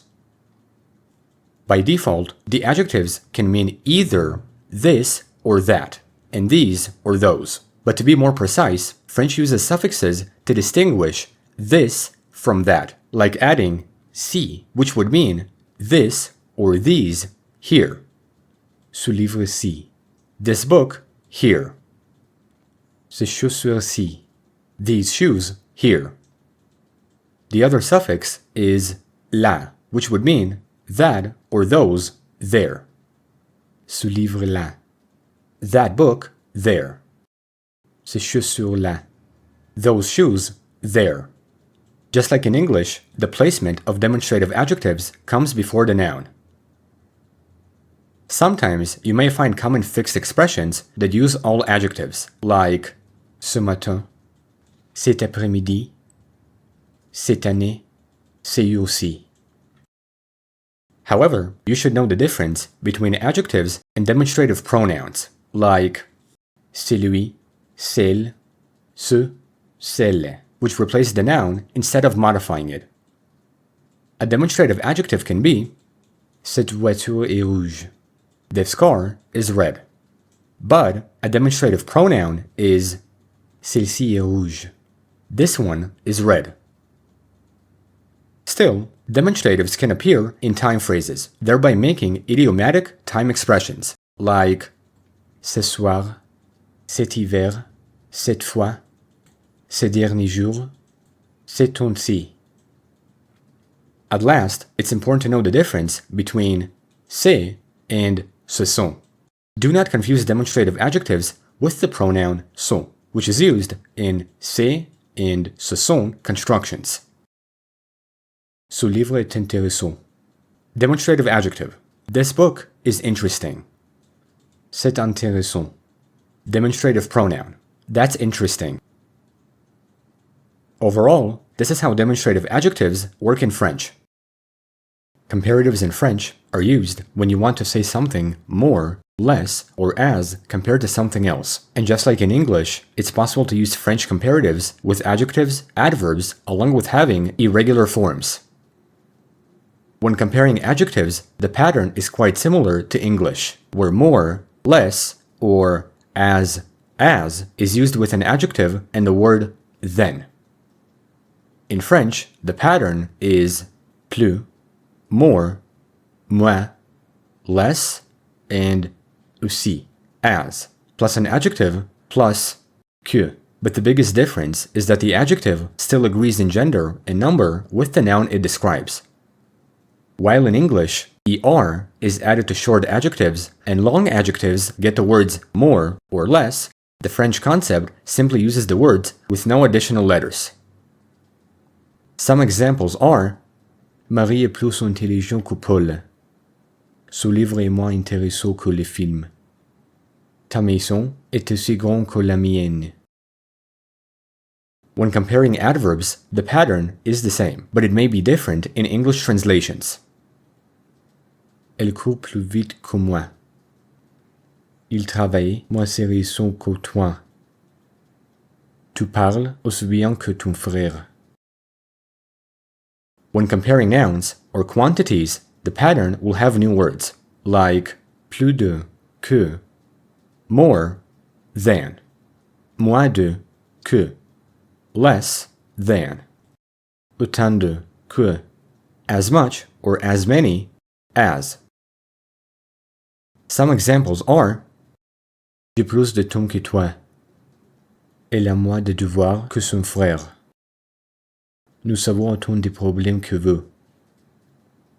Sometimes you may find irregular comparative forms, which means that some adjectives and adverbs will not use the basic words but instead have special forms, like bon, meilleur, better, mauvais, pire, or plus mauvais, worse, bien, mieux, better, adverb form.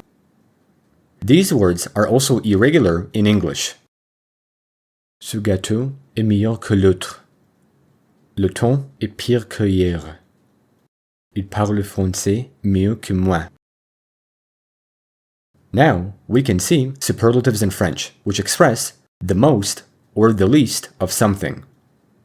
With adjectives, the pattern is le, la, les, plus plus, or moins, plus an adjective.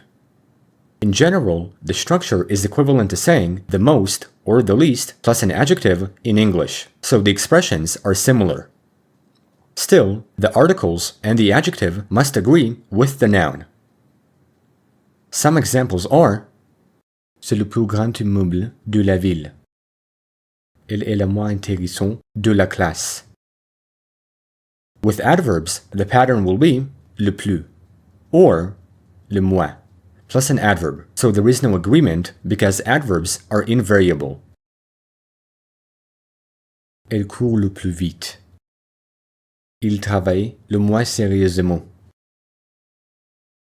With nouns or quantities, the pattern is le plus de, le moins de.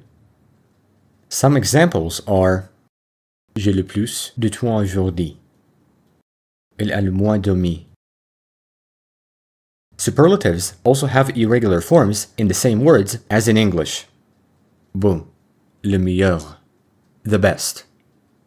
C'est le meilleur film que j'ai vu.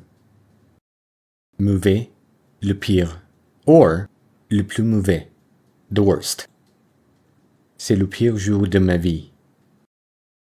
Bien, le mieux, the best, adverb form. Elle danse le mieux de toutes. Overall, this is how comparatives and superlatives work in French, and we can remember their pattern by looking at this chart. We use comparatives when comparing two or more specific things, and we use superlatives when pointing out the extreme degree within a group. Also, don't forget the agreement for adjectives, but not for adverbs. While this is the general concept of comparatives and superlatives in French, some other ideas can help you better understand them. For instance, sometimes French drops que and uses just an adverbial phrase, like Elle est moins heureuse qu'avant. She's less happy than before. When making comparisons without que, it doesn't always have to be followed by a noun. It can be followed by a pronoun, adverb, or clause, which would make a different meaning. Likewise, the position of adjectives in superlatives matters, because some adjectives come before the noun and keep their position, but others follow the noun. Moreover, we can intensify comparisons and make them emphatic by using these expressions. Beaucoup plus, bien plus, de loin le plus, le moins du monde. So, this is how comparatives and superlatives fully work in French. Personal object pronouns in French replace nouns that function as the object of a verb. Instead of repeating a noun, we replace it with a pronoun. Direct object pronouns replace the thing or person that directly receives the action, while indirect object pronouns replace the person to whom or for whom the action is done. In English, direct object pronouns are me, you, him, her, it, us, and them, and they're placed after verb conjugations. In French, direct object pronouns are me, te, le, la, nous, vous, les. As you can see, there are multiple differences in these pronouns in French. Singular object pronouns, me, te, le, la, become me, t, le, before a vowel or silent ash, which makes pronunciation smoother. So in other words, they contract to avoid having two vowel sounds. Also, the placement of any pronoun goes before the verb, except with infinitives, which I'll explain later. In general, such pronouns are not too difficult to understand, and we can use them in basic sentences, including their contracted forms. Il me voit. Il m'aide. Je te vois. Je t'aide. Je le connais. Je la vois. Je l'aide. Il nous invite. Je vous aime. Nous les connaissons. Now, let's see indirect object pronouns, which replace the person to whom or for whom the action is done. In English, they take the same form as direct pronouns, but to indicate to whom or for whom the action is done, a preposition is added. As a note, sometimes in English, verbs transfer something to someone, and we can identify such verbs by the fact that a sentence with them can be rephrased with to or for and still make sense, like, he gave the book to me, or he gave me the book. Either way, the pronoun is indirect in both phrases. It's just that it can be rephrased in English, while in French, indirect object pronouns are placed before the verb, along with using verbs that take a before the person. Me, te, t. lui, nous, vous, leur. As you can see, most pronouns borrow the same form as direct pronouns, while the rest change. Additionally, the pronoun lui can mean both to him or to her, and it's important to tell the difference in context. Because French does not mark gender with this pronoun, context will tell who it refers to. This is the reason why indirect pronouns use verbs that take a before the person, like je parle à Paul, je lui parle. I'm talking to Paul or to him. Je parle à Marie, je lui parle. I'm talking to Marie or to her. As a note, lui can also be a stress pronoun, in which case it will mean him, not her, like saying je viens avec lui, I come with him. So, if lui is before a verb, it's usually an indirect object pronoun, to him or to her. But if lui stands alone, often after a preposition, it's a stress pronoun, him. Now that I've explained this concept, let's have some examples. Il me donne. Il m'écrit. Je te montre. Je t'explique. Je lui envoie. Il nous répond. Elle vous envoie. Je leur parle. Overall, this is how direct and indirect object pronouns work in French, but many more concepts need to be known about them to better understand their purpose. As we discussed, both direct and indirect object pronouns come before conjugated verbs, but when it comes to having two verbs, one auxiliary plus an infinitive, object pronouns will go before the infinitive, not the auxiliary verb, like saying je vais lui parler. I am going to talk to him or to her. At the same time, when saying a negative phrase, pronouns will stay with the verb inside n'est pas. Je ne l'ai pas vu. Moreover, the most important concept to know is the order of multiple pronouns together. When using two object pronouns, French has a fixed order, which is mnemonic, and it can be practically shown using examples like je te le donne. Il le lui prête. Elle le leur explique. Tu m'y conduis? J'en ai besoin. As you can see, me, te, c'est, nous, vous will come before le, la, les, which in itself will come before lui and leur. After that, special pronouns I and O will replace certain words. I replaces a place or a plus a thing or idea, such as saying tu vas à Paris? Oui, j'y vais. Tu penses à toi venir? Oui, j'y pense. On the other hand, on replaces des plus a thing or a quantity, like saying tu veux du café? Oui, j'en veux. Tu as trop pomme? Oui, j'en ai trois. While direct and indirect object pronouns may be simple by themselves, they can be difficult when putting them together, which is why it's good to make sentences and see how every pronoun functions with any word. Here, we can see other examples that use the pronouns when putting them together. Je donne le livre à Marie. Je le lui donne. Nous pensons à notre avenir. Nous y pensons. Elle a beaucoup de travail. Elle en a beaucoup. Je vous les envoie hier. Je les ai vus hier. Furthermore, French also has stress pronouns which function differently from object pronouns.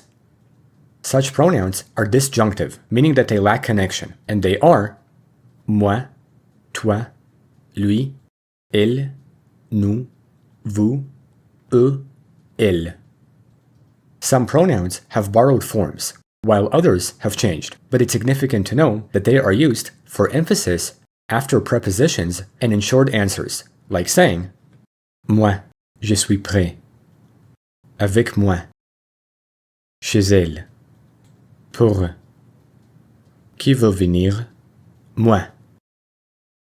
Like I mentioned previously, this is why learners may confuse lui, an indirect object pronoun, with lui when it's used as a stress pronoun. Je lui parle. I talk to him or to her, object pronoun. Je viens avec lui. I come with him, stress pronoun. One last note is that le can mean him or it masculine, but it can also replace an entire idea, phrase, or clause when it's used as a neuter object pronoun. It's similar to saying that or it in English, like elle dit qu'elle part. Je le crois. This le is abstract and doesn't agree like normal direct pronouns. So, this is how object pronouns fully work in French. Reflexive verbs in French indicate where an action reflects back on a subject, and we can recognize them from their infinitives that start with se or is with an apostrophe, such as se laver, to wash oneself, s'appeler, to be called or to call oneself, se réveiller, to wake up. When it comes to using reflexive verbs, each verb is paired with a reflexive pronoun and changes depending on the subject. Me, te, se, s, nous, vous, ce, s. As you can see, the forms of the words are universal across many pronouns in French, so they're simply borrowed. Also, the pronoun se is the same for the singular and plural third person, and so the subject and verb conjugation will tell the difference. Additionally, me, te, and se become me, t, and s before a vowel or silent osh, so they contract to avoid having two vowel sounds. In short, this is what reflexive pronouns look like by themselves, but to use them in context, we have to follow a specific order. First, we pick the reflexive pronoun that matches the subject. Then, we conjugate the verb accordingly and place the pronoun before the verb. While many tenses exist in French, this video will show examples in the present, and present tense conjugation is something I showed in a previous video. If you use reflexive verbs in other tenses, the same pattern applies. So, we can practice with the verb se réveiller, to wake up. To conjugate this verb in French, we place the subjects, then put the pronouns that will match them, and then conjugate the verb. Je me réveille. Tu te réveilles. Il, elle se réveille. Nous nous réveillons. Vous vous réveillez. Il, elle se réveille. Now, let's conjugate the verb s'appeler, to be called or to call oneself. We place the subject, put the pronouns, and conjugate the verb. Je m'appelle. Tu t'appelles. Il, elle, on s'appelle. Nous nous appelons. Vous vous appelez. Il, elle s'appelle. This verb has a little spelling change, where il doubles in most forms, along with using contractions in some pronouns. Now, let's conjugate the verb se laver, to wash oneself. Je me lave. Tu te laves. Il, elle, on se lave. Nous nous lavons. Vous vous lavez. Il, elle se lave. Overall, this is how reflexive verbs work in French, so they're not that difficult to understand. However, there are three means to use them in French: for daily routines and personal care, emotions and feelings, and reciprocal actions, which are done to each other. For daily routines, reflexive verbs are used a lot to describe things that are done to oneself, which explains why an action reflects back on a subject. Typically, such verbs are se lever, s'habiller, se laver, and se coucher. And we can say something like Je me couche à 22h. I go to bed at 10 p.m. For emotions and feelings, the forms of some verbs may not make sense in English, but is how they're used in French. S'inquiéter, se fâcher, Se détendre. Elle se fâche facilement. She gets angry easily. For reciprocal actions, reflexive verbs can mean each other, like saying, nous nous parlons. We talk to each other. Ils se regardent. They look at each other. As a note, context usually says if a reflexive verb refers to themselves or each other, because the pronoun can mean both, depending on context. Still, it's important to note that not all reflexives literally mean to do to oneself. Some can be idiomatic, like s'appeler, to be named. Je m'appelle Alex. Literally, the sentence means I call myself Alex, but idiomatically it becomes my name is Alex. Other idiomatic verbs can be se souvenir de, se marier, se tendre avec quelqu'un, se rendre compte de, s'occuper de, s'en aller. These verbs are very common in spoken French, but they don't translate word for word. In negative sentences, ne, pas surrounds the reflexive pronoun and verb conjugation. Je ne me lève pas tôt. I don't get up early. At the same time, when using reflexives in questions, especially in inversion, or with est-ce que, a reflexive pronoun stays before the verb. Est-ce que tu t'es réveillé tôt? Did you wake up early? T'habiller-tu vite? Do you get dressed quickly? At last, when using reflexives with body parts, we have to use a definite article for the body part and not a possessive adjective. This is done on purpose because reflexive pronouns already signify who the subject is, so using possessive adjectives would be conceptually unnecessary. Je me lave les mains. I wash my hands. Elle se brosse les cheveux. She brushes her hair. After all of these concepts, we can finish with basic sentences that encompass every possible use of reflexive verbs, whether it's an action done to oneself, an emotion, or something idiomatic. Je me lève. Tu te laves. Il s'habille. Nous nous amusons. Vous vous couchez. Elle se réveille. Overall, this is how reflexive verbs fully work in French. There are two verbs for the verb to know in French: savoir and connaître. Savoir means to know as in knowing facts, information, or how to do something. It's used when the knowledge is about something you can state, explain, or demonstrate. Its conjugations in the present tense are irregular, where some letters are removed, keeping the stem with basic endings, while some conjugations are normal. Je sais. Tu sais. Il, on sait. Nous savons. Vous savez. Ils savent. When using savoir in context, the verb can be used for facts, information, or how to do something. So, we can say something like Je sais la réponse. Il sait que tu viens. Je sais nager. At the same time, the verb is often followed by a clause introduced by que, an infinitive, or question words, like saying Je sais que tu es là. Il sait conduire. Sais-tu où il est? Now, we can see the verb connaître, which means to know, as in being familiar with someone, someplace, or something. It expresses personal experience rather than factual knowledge, because technically, it's not possible to know everything about someone, someplace, or something.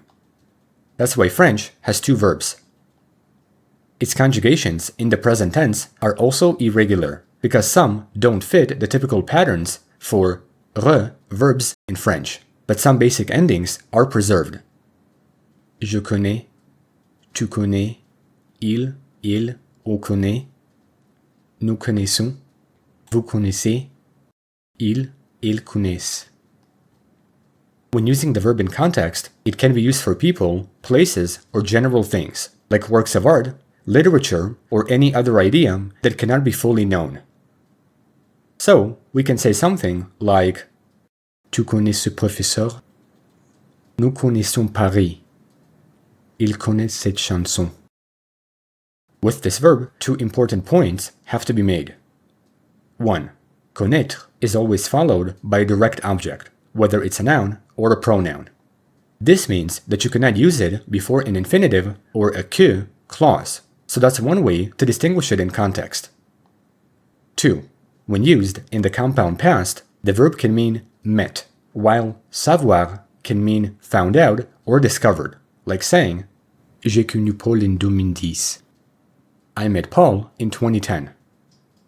J'ai su la vérité hier. I found out the truth yesterday.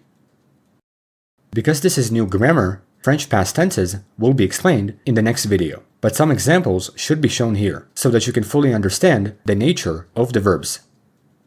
Still, don't worry about conjugation in past tenses for now. In the past tenses, both verbs can change meaning, depending on whether it's the imperfect or compound past, like saying, Je savais la vérité.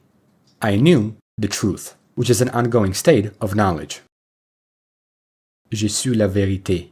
I found out the truth at a specific moment, meaning that the action finished in the past. Je connaissais Paul. The sentence can mean, I knew Paul, I was familiar with Paul, or I used to know Paul, because it refers to the imperfect past. J'ai connu Paul. I met Paul for the first time, meaning that the action finished in the past. This difference is big for nuance in storytelling. Moreover, it's possible to make expressions with connaître, which makes experiences and stylistic writing, like faire connaître, to make something known, to introduce. Il veut faire connaître son art. He wants to make his art known. Connaître par cœur, to know by heart. Je connais ce poème par cœur. I know this poem by heart. Other expressions can be connaître un succès, un échec, to experience success or failure. Connaître des difficultés, to go through difficulties. Overall, this is how the 2 verbs for to know fully work in French. Savoir tends to sound more intellectual and factual, which is tied to knowledge and reasoning. On the other hand, connaître is more personal and relational, which is tied to human experience and lived familiarity. In simple words, the basic distinction is the foundation: facts versus familiarity. In past tenses, they can change meaning, and also they both appear in idiomatic expressions that expand their use. The past tenses in French come from Latin, which had a set of synthetic past forms, like the perfect, imperfect, and pluperfect. As Latin changed to Vulgar Latin and then Old French, many of the endings eroded, and speakers began to use periphrastic speech, consisting of auxiliary verbs and participles. While Old French kept a synthetic simple past, which later became the literary past, over time, spoken French shifted to compound forms for everyday past references.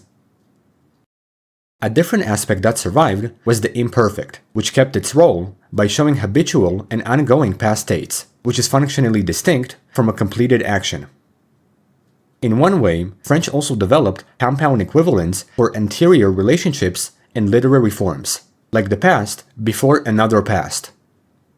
Eventually, periphrastic forms came with meanings, and colloquial registers also showed constructions for advanced developments and varieties.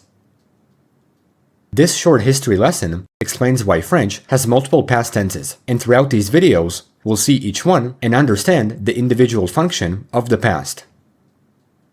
When it comes to learning the past, it can be hard to understand auxiliary verbs, along with participles, that must agree in gender and number. These rules are direct consequences of how the compound system evolved, and the tenses really emphasize aspect, register, and time. So, it's important to learn what each tense does in storytelling. Later, learning the grammar of the past, along with auxiliaries and agreement, will be simple. Let's begin with the compound past. Le passé composé. It's built from an auxiliary verb, avoir, to have, or être, to be, in the present, plus a past participle. It's the tense many speakers use to talk about completed past actions. In one way, it's very similar to the English present perfect and simple past, as it can often be translated as either, depending on context. Still, its usage aligns more with the English simple past in spoken and narrative French. The structure of the compound past has an auxiliary verb and a past participle, just like the English present perfect. As a note, the tense originally corresponded to the English present perfect and can still be used in that way to express actions completed at an unspecified time in the past. However, the primary function is to express a single completed action, which in English is usually expressed with the simple past. The distinction between I did, simple past, and I have done, present perfect, does not exist in French. Instead, context determines the translation. So, the pattern is a subject plus the present tense of avoir or être plus a past participle, and we can see their conjugations in this table. J'ai, tu as, il, on a, nous avons, vous avez, ils, elles ont. Je suis, tu es, il, on est, nous sommes, vous êtes, ils, elles sont. These are the conjugations that we must use in the tense, but all of them will be with past participles. In general, they're not too difficult to remember, because regular verbs have simple forms. The form of the participles is made by simply removing the verb ending and adding a new ending. Ir verbs have the ending e, like saying, j'ai parlé, I spoke. Ir verbs have the ending I, like saying, tu as fini, you finished. Re verbs have the ending U, like saying, nous avons vendu, we sold. So, for regular verbs, the form is straightforward. Auxiliary plus the root plus an ending. However, we must consider the irregular forms that exist for many verbs, but it's something I'll explain in the end. Moreover, it's important to understand which auxiliary verb to use. Avoir or être. Generally, most verbs use avoir, but some intransitive verbs of movement or change of state use être. In other words, all pronominal and reflexive verbs use être because they're verbs of motion. Although knowing every verb in this category is impossible, the most common ones are devenir, revenir, monter, rester, sortir, venir, aller, naître, descendre, entrer, retourner, tomber, rentrer, arriver, mourir, and partir. While some are variants, others have irregular forms when put in participle form, which again, I'll show later. Some examples can be il est arrivé, elle est née, nous sommes revenus. As a note, some verbs can take both verbs depending on the meaning, like saying il est monté, he went up, être. Il a monté la valise. He brought up the suitcase. Avoir, because there's a direct object. The most important concept to know is the agreement of the past participle, which can change its ending. 1. Verbs with être will make the past participle agree with the subject in gender and number. Il est allé, masculine, singular, so it has no ending. Elle est allée. We add et because it's feminine singular. Nous sommes partis. It's masculine and it's a mixed plural, so we add s even though it's silent. Ils sont partis. It's a feminine plural, so we add is, even though it's also silent. Such agreements must be known for participles. 2. Normally, the participle doesn't agree with the subject when avoir is used, but there is a very vital exception. If there is a direct object that comes before the verb, that is, a preceding direct object pronoun, then the past participle will agree with the preceding direct object. For example, je l'ai vu. Le means la fille, the girl, which is feminine and singular, so it receives the ending e, even though it's silent. Vu, when it's a pronoun. 3. Usually, pronominal verbs use être, and thus the participle agrees with the subject. However, if the reflexive pronoun is not the direct object, then there is no agreement, like saying, Il s'est lavé les mains. Les mains is the direct object after the verb, so its participle remains lavé. There is no extra e. Additionally, when the reflexive is indirect, like se parler, ils se sont parlé, there is no agreement, because se is the indirect object. Considering how difficult it may be to explain and learn these exceptions, this is why practicing agreement with preceding direct objects is the best way to understand the compound past.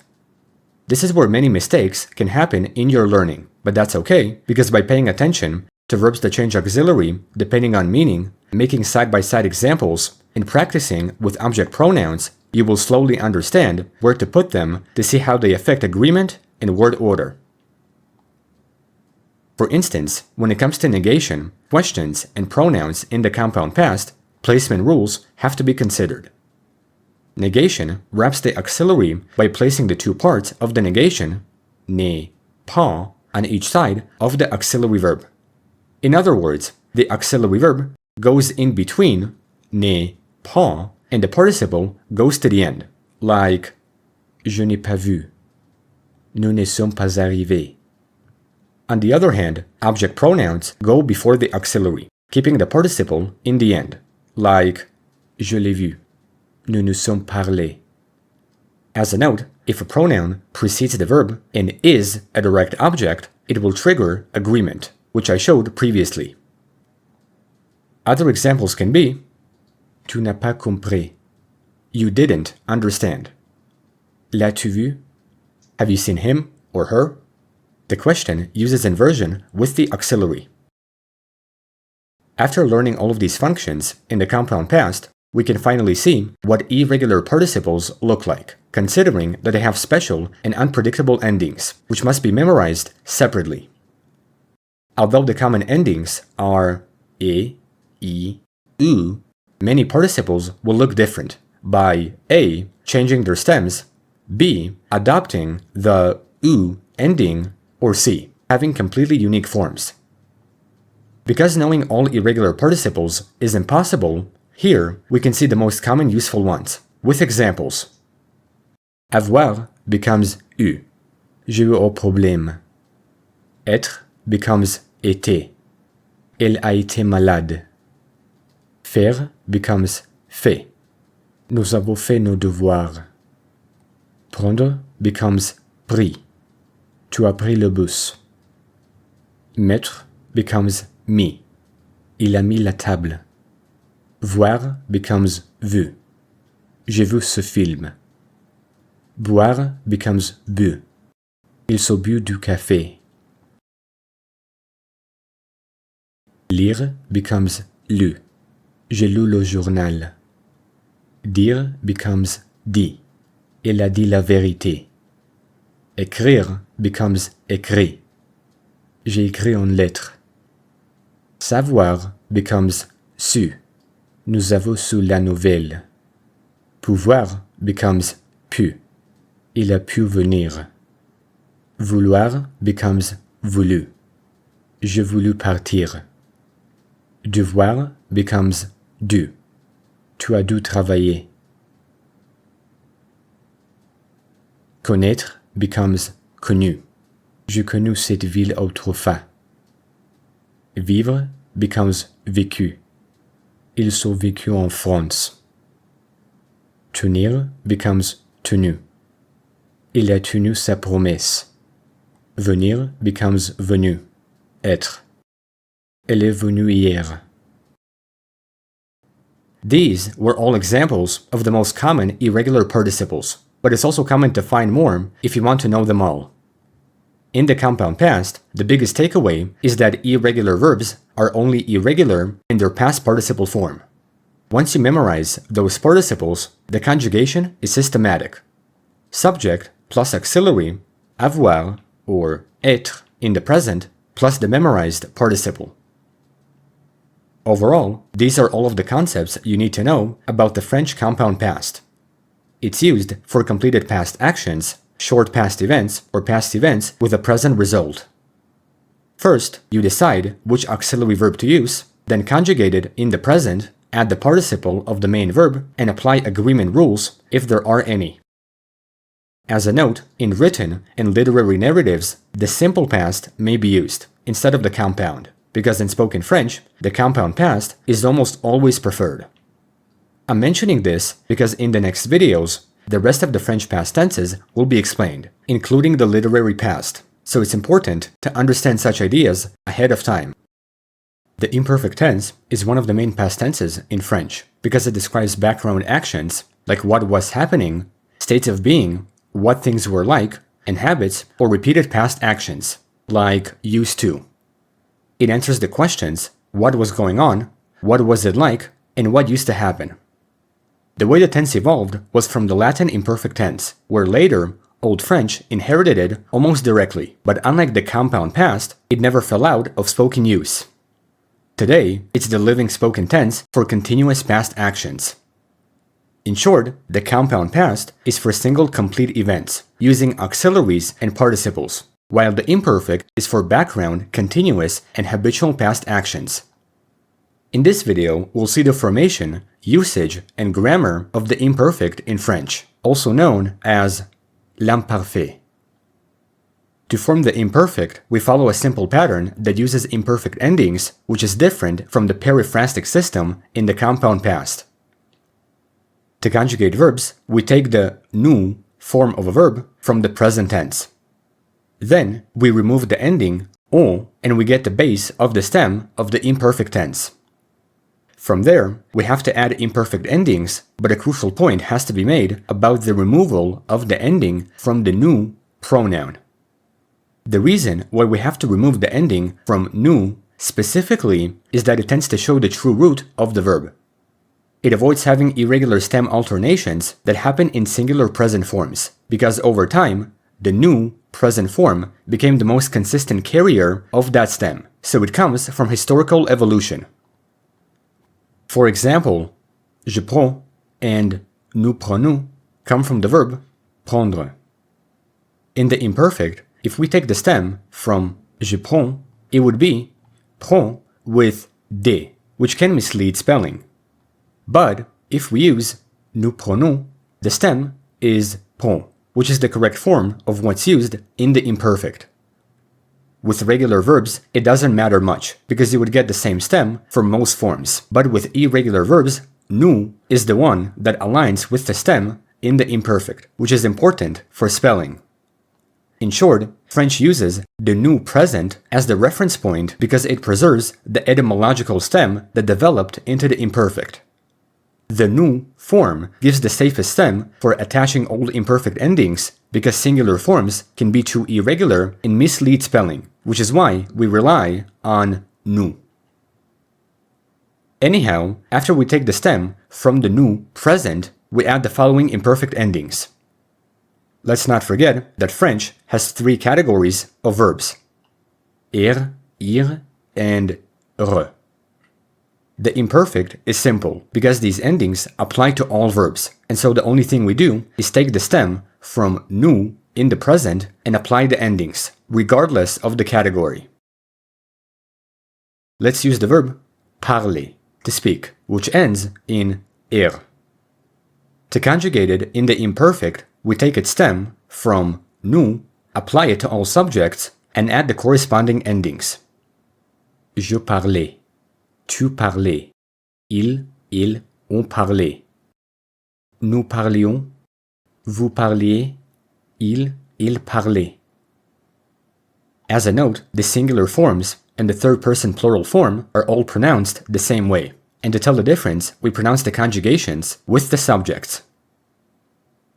Now, let's conjugate the verb finir, to finish, which ends in ir.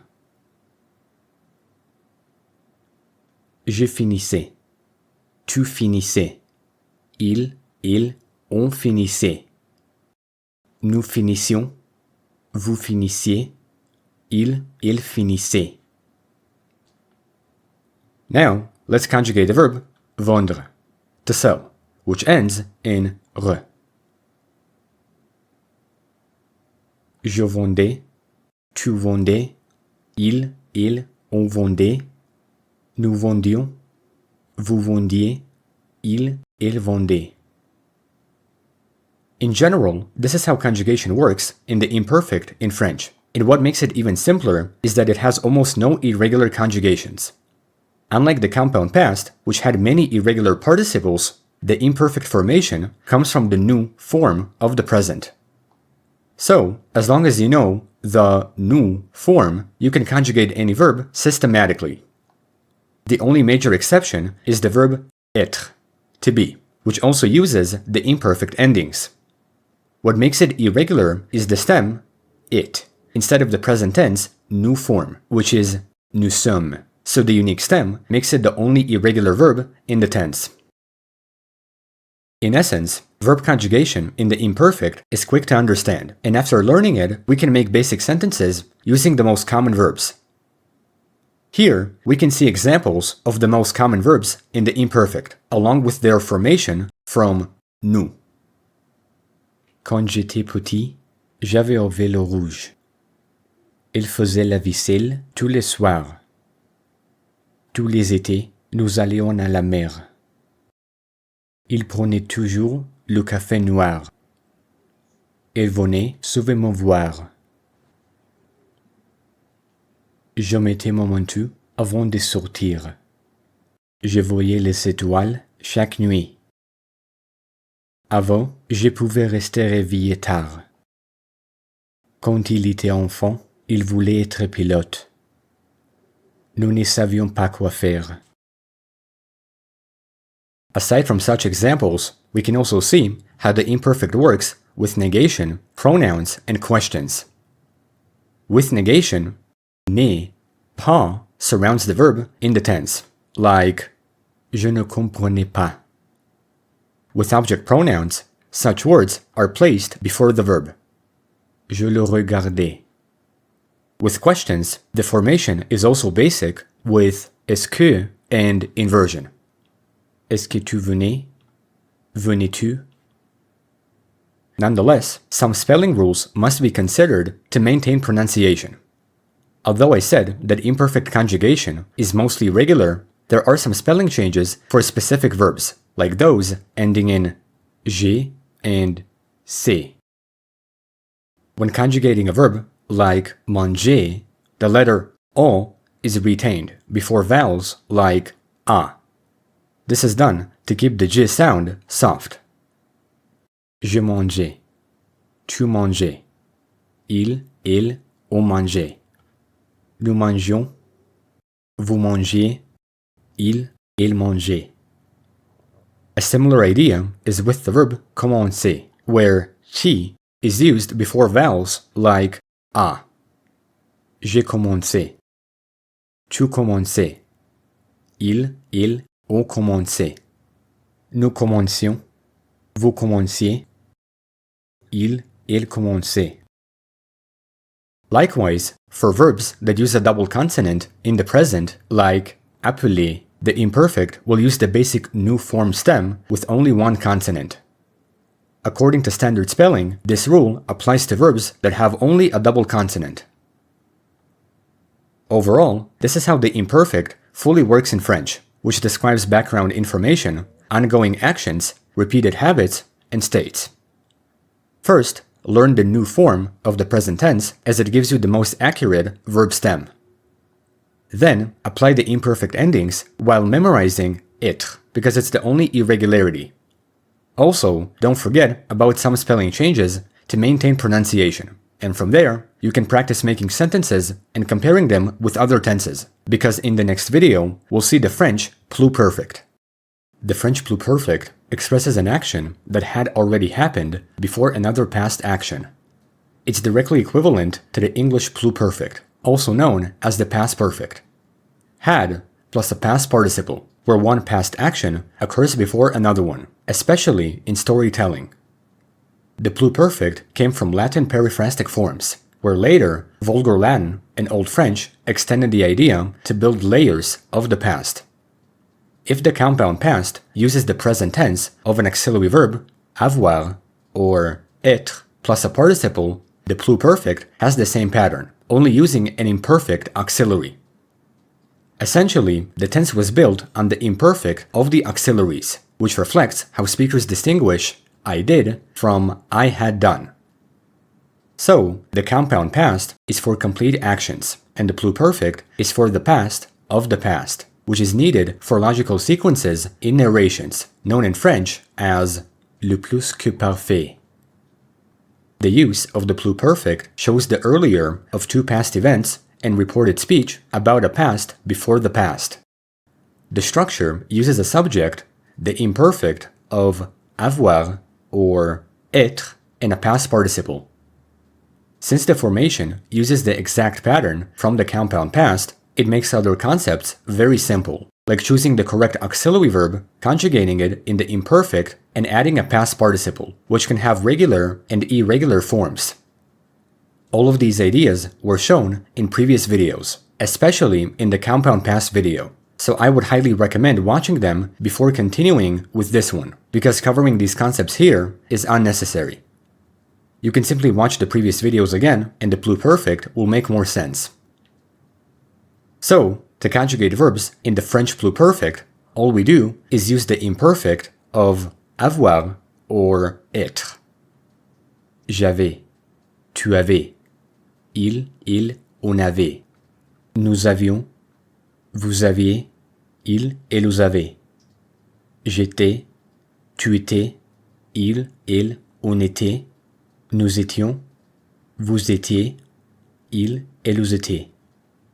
These are the conjugations we need to make sentences in the pluperfect with past participles. And once again, knowing when to use avoir or être is something I already explained in the compound past video. As a note, because many imperfect conjugations sound the same, we have to say them with their subjects to tell the difference, which is again something I showed in the imperfect video. After learning the system, we can have examples with regular participles, along with some conjugations. Avant le concert, j'avais parlé avec le chanteur. Il avait fini son travail avant midi. Il avait vendu la voiture avant le déménagement. These examples had regular participles, but as we know, there are many irregular ones, so let's see them in context. J'avais eu peur, alors je suis parti. Il m'a dit qu'il avait été malade. Quand tu as appelé, j'étais déjà allé au magasin. Il m'a dit qu'elle était venue la veille. Tu avais déjà pris le train quand j'ai téléphoné. J'avais vu ce film avant de lire le livre. Il avait dit la vérité avant qu'on découvre la suite. J'avais mis la clé sur la table avant de partir. Aside from these examples, other concepts are basic. With negation, put ne, pas around the auxiliary in the imperfect. Je n'avais pas vu. Object pronouns go before the auxiliary and can trigger agreement for avoir. Je l'avais déjà lu. With questions, the formation is typical. Est-ce que tu avais déjà fini? Avais-tu déjà fini? All of these sentences are typical uses in the tense, but at the same time, it's possible to use the pluperfect for conditional counterfactuals along with expressing regret in the past. Si tu m'avais appelé, je t'aurais aidé. J'étais triste. J'avais perdu mon portefeuille. Even though these are typical uses, in the tense, they are advanced and must be shown in a separate future video. Overall, this is how the pluperfect fully works in French. It's used for earlier past actions before another past action and reported speech about a prior action. Remember that the tense is not irregular by itself, because the only irregularity comes from participles, some of which can be irregular. I already covered that in the compound past video, so once you memorize the participles, the pluperfect becomes very predictable. Imperfect auxiliary, avoir, or être, plus a past participle. Even so, we can have a quick reference, the conjugation in the pluperfect, which has the imperfect conjugations of avoir and être, showing how auxiliaries are combined with participles. Such verbs are the most common, and so producing sentences and comparing them with other tenses will help you understand the tense a lot faster, because in the next video, the literary simple past will be shown in French. The literary simple past in French, also known as le passé simple, is a past tense that describes actions completed and bounded in the past, which is similar to the compound past. However, the compound past is mainly used in spoken French, while the simple past is for written and formal French, especially in literature. The tense is directly taken from the Latin perfect tense, expressing completed past actions, and in classical Latin, verbs had perfect forms built into the stem. As Latin evolved into Old French, the forms were simplified, and thus French developed two coexisting past tenses, a simple tense and a compound tense. Its function is rare in spoken French, so it is common in novels, historical accounts, and classical literature, marking completed actions in storylines. Even though you may not use it as much in conversation, it's good to know for the comprehension of formality and stylistic shifts. In the remaining videos on the French past, I will mainly cover the grammar and semantics of the tenses. If you're interested in reading French literature, the examples in this video will be helpful, but the emphasis is on meaning, considering that it's not really spoken. So, there will be more examples in these videos than usual, because you may find phrases in the tense a lot more, as it's used for writing. To conjugate verbs in the simple past, there are three patterns. The first pattern belongs to regular ir verbs, which receive new endings. Let's use the verb parler, to speak. To conjugate it, we remove the ending from the stem and add the literary past tense endings. Je parlais, tu parlas, il, on parla, nous parlâmes, vous parlâtes, ils parlèrent. An example can be, il parla pendant une heure. He spoke for an hour. As you can see, the pattern is basic, with some conjugations using accents. The accents reflect historical vowel changes and are part of the standard written forms. The second pattern involves regular ir and re verbs, and they also follow a basic structure. Remove the ending from the stem and add the corresponding endings. As a note, for many verbs, the stem matches the present nous stem, which is a concept taken from the French imperfect, and I thoroughly explained it in a previous video. Let's see the verb finir, to finish. Je finis, tu finis, il, on finit, nous finîmes, vous finîtes, ils finirent. An example is nous finîmes le travail avant midi. We finished the work before noon. Now, let's see the verb vendre, to sell.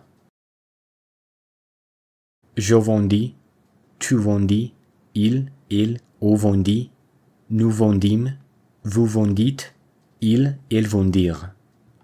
An example is il vendit la maison. He sold the house. The third pattern involves the irregularity that the simple past has. Again, if you're interested in reading French literature, this will be helpful, but if you learn to speak French, this information may not be relevant.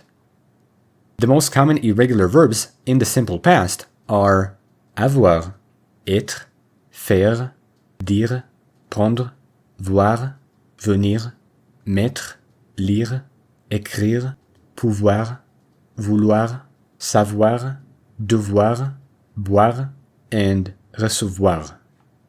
They are irregular due to their stem, and they commonly appear in literature. Keep in mind that this list covers the most frequent paradigms you'll see in French novels, so irregularity in the past simple comes from stem changes and not so much from endings. The most irregular verbs fall into one of these groups: ou-stem, e-stem, e-stem, ou-stem, or completely unique forms. Even when the stems are irregular, the endings stay the same as those used for ir and re verbs. So, once you memorize the verb's irregular stem, you can already know how to finish it. Here, I'll give quick examples with irregularities that come from each group, beginning with the ou stem and its conjugations in many verbs. As you can see, the ou stem is prevalent in verbs that mainly end in ir. Avoir, savoir, voir, pouvoir, devoir, boire, recevoir. A different stem is i, and two verbs use it: venir and tenir. These verbs share the same endings and often appear with prefixes like devenir, obtenir, and soutenir. Another stem is i, and verbs that have the stem typically end in re. Prendre, mettre, écrire, dire, conduire. Aside from these stems, there are irregular verbs that have completely unique forms, like être, faire, naître, mourir, vivre. Tenir and venir can also fall into this category. In short, you can see the summary patterns of all verb conjugations in the simple past, which is why I said that a lot of memorization is needed in this tense. I chose not to pronounce the examples because the tense is mainly about historical writing, so it's not necessary to say it all the time. The best strategy is to memorize the irregular stems from the most common verbs. But again, this is done only in the context of reading French literature, if you're interested. Moreover, because the tense is simple with no auxiliaries or participles, there is no rule for agreement, which simplifies reading, and so the word itself is the conjugated verb. In narratives, short sequences of verbs in the simple past are typical in a literary context. Il entra, regarda autour de lui et prit la parole. He entered, looked around him, and took the floor. La ville dormait, seule la rivière murmurait. The town slept, only the river murmured. At last, you should know that pronominal verbs in the tense are formed by placing the reflexive pronoun before the verb and using the past simple of the main verb, like il se leva, he rose. Se lever uses the ir pattern. Overall, this is how the literary simple past fully works in French. It's used for literature and not in speech, and its conjugation patterns are basic. However, its irregularity is extensive in verb stems, which recur frequently in historical accounts.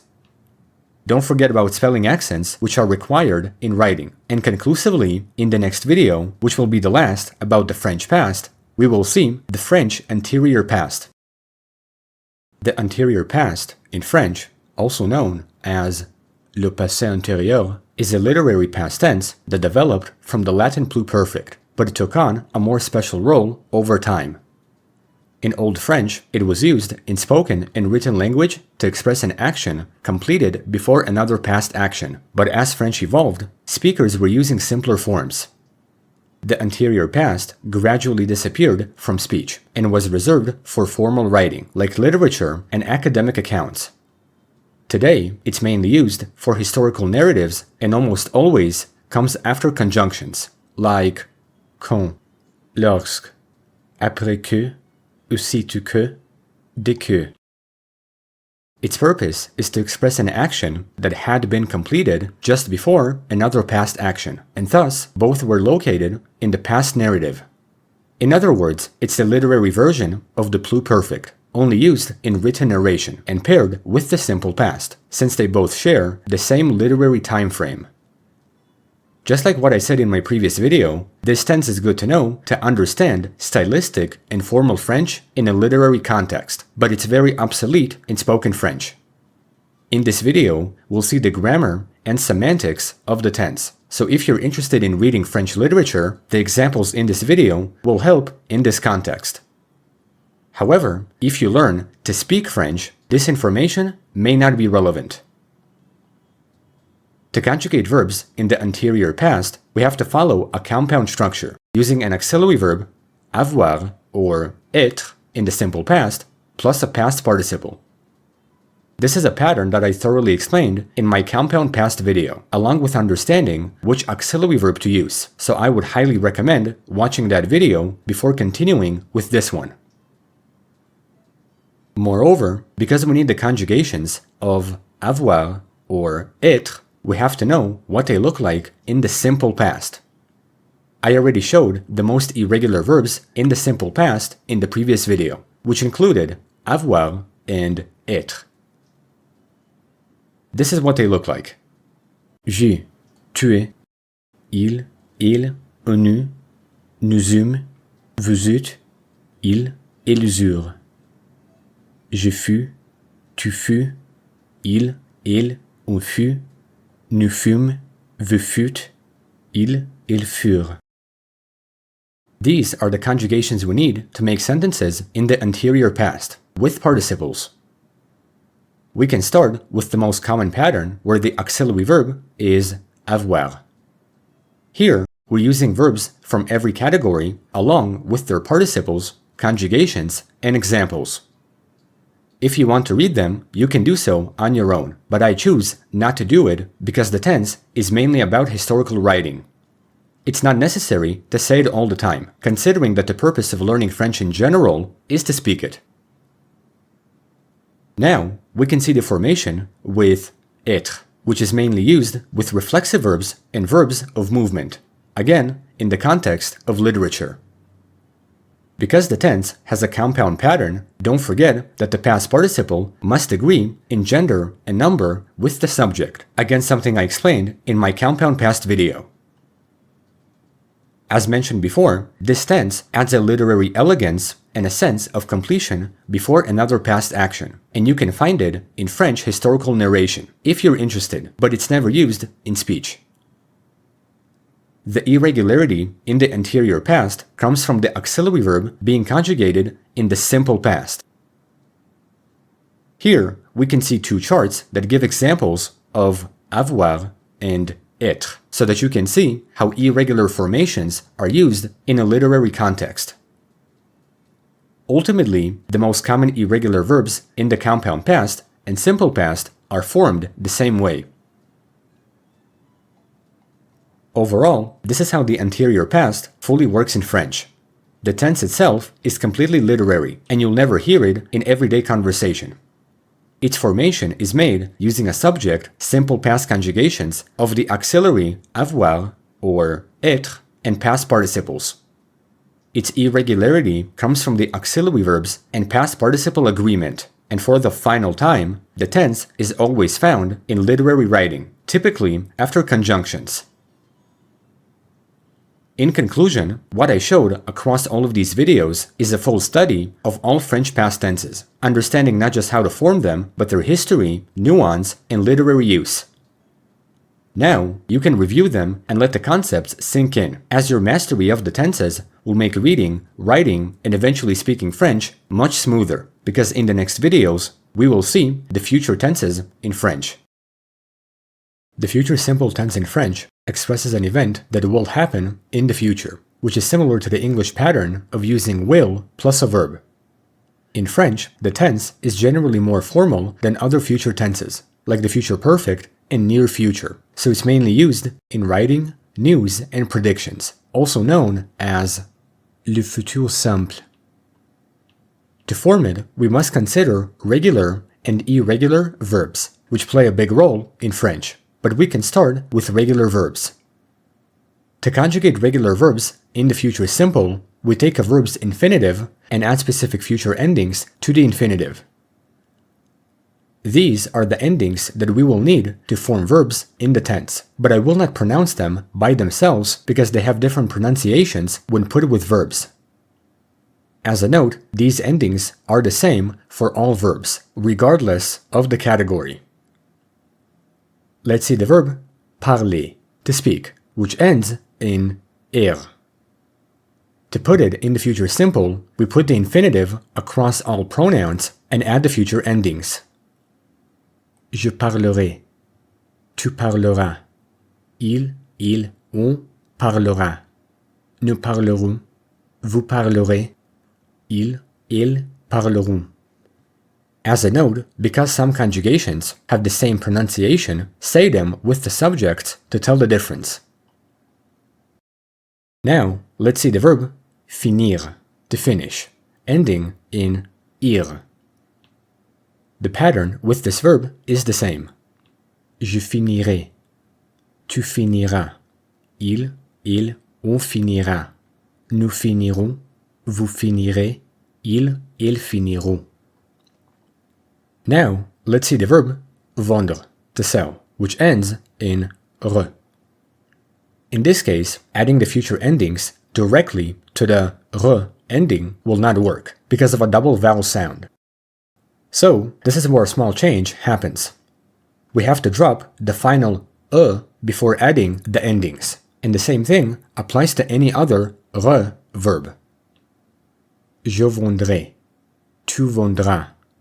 Il, vendra. Nous vendrons. Vous vendrez. Ils vendront.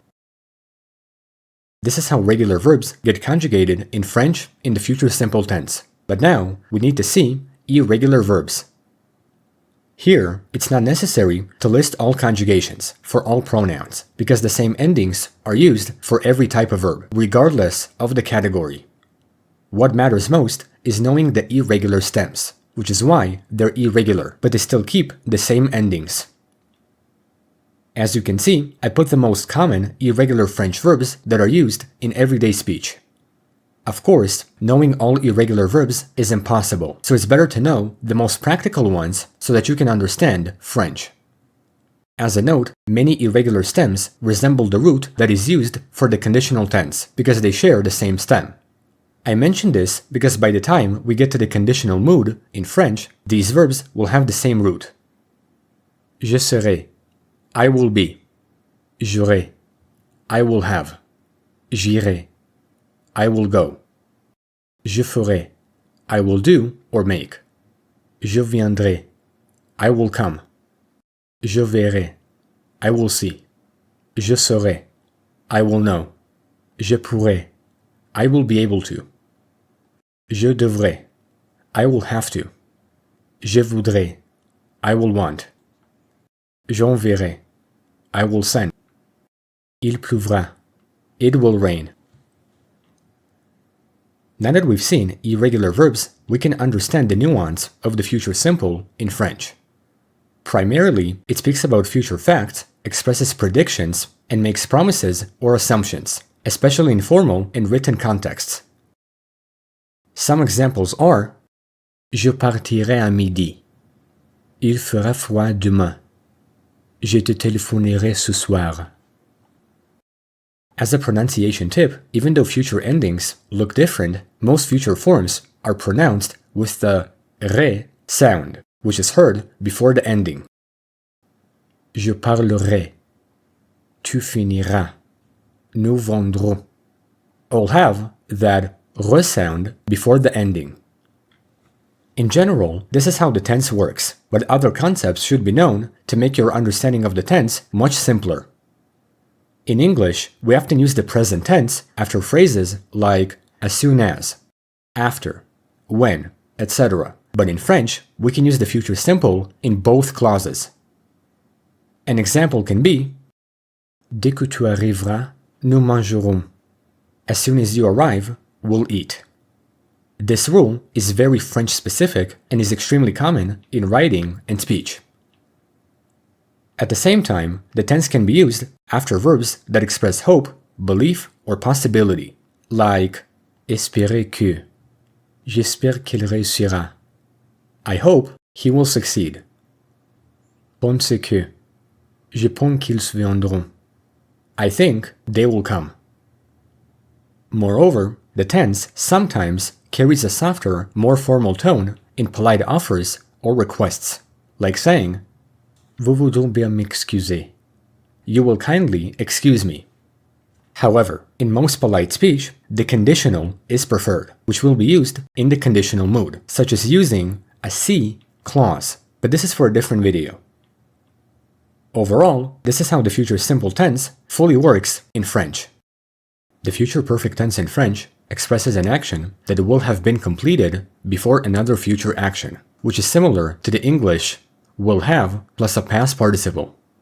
The tense describes something that will be done before something else in the future, known in French as le futur antérieur. In general, it's a compound tense, just like the compound past, so it will use a subject, auxiliary verbs, avoir, or être, and a past participle. However, the difference in this tense is that the auxiliary verbs will use future simple conjugations. I already showed them in the previous video, which I recommend watching before continuing with this lesson. Additionally, past participles are a complex topic in many French tenses, and I thoroughly explained them in my compound past video, which I also recommend watching before this video. When it comes to forming conjugations in this tense, most verbs will use avoir as the auxiliary, which will have irregular conjugations in the future simple tense. Generally, only knowing the irregular stem is sufficient, because future simple endings are used for all types of verbs. So, if we take a verb like parler, to speak, we'll use a subject, future simple conjugations of avoir, and a past participle of parler. You should know that participles can have many irregular forms, which again I showed in my compound past video, so explaining them here is unnecessary. J'aurais parlé. Tu aurais parlé. Il, on aura parlé. Nous avons parlé. Vous aurez parlé. Elles auront parlé. This is how avoir is used in the future perfect. However, some verbs will use être as the auxiliary verb, and they also work the same way in the compound past. These include reflexive verbs and verbs of movement, so we can use a verb like aller, to go. We need a subject, future simple conjugations of être, which have an irregular stem, and the past participle of aller. Je serai allé. Tu seras allé. Il sera allé. Elle sera allée. Nous serons allés. Eux, es. Vous serez allés. Eux, es. Ils seront allés. Elles seront allées. In this case, you're seeing new grammatical endings with the participles, because this is a key rule when using être. Past participles must agree in gender and number with the subject. This is how conjugations are formed in the future perfect, but it's important to understand when to use it. The most common use is expressing completion before another future action, like saying, Quand j'aurai terminé, je t'appellerai. The finishing happens before the calling. The tense can also express assumption or probability about a past event in the future perspective. This allows us to speculate about what must have happened, like saying, Il aura oublié son rendez-vous. In English, this sounds like must have plus a past participle, but in French, it's a way of showing a logical guess about the past. Moreover, you'll often find the tense with phrases that show a sequence in time, like quand, dès que, aussitôt que, après que, une fois que.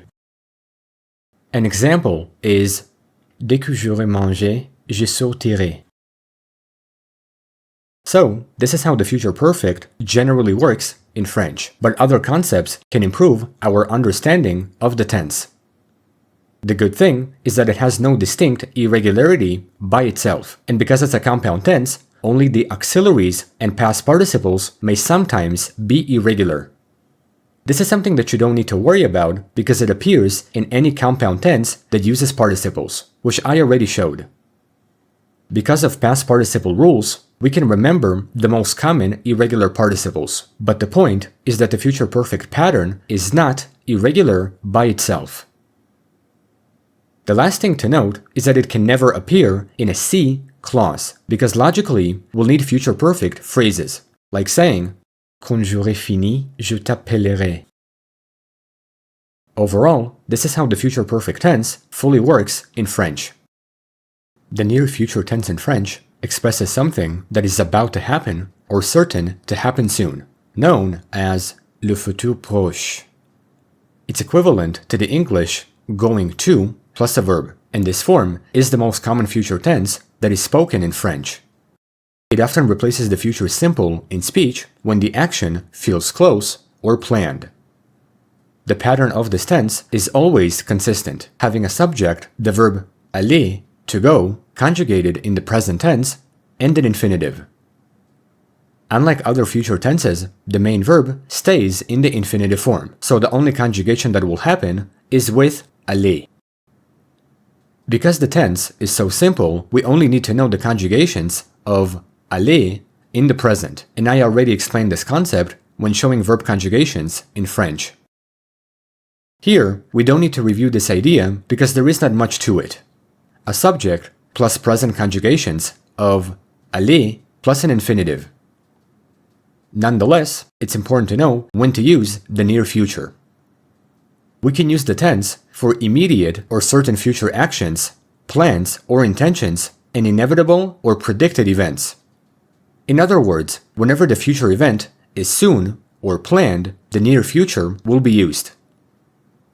Some examples are Je vais rentrer bientôt.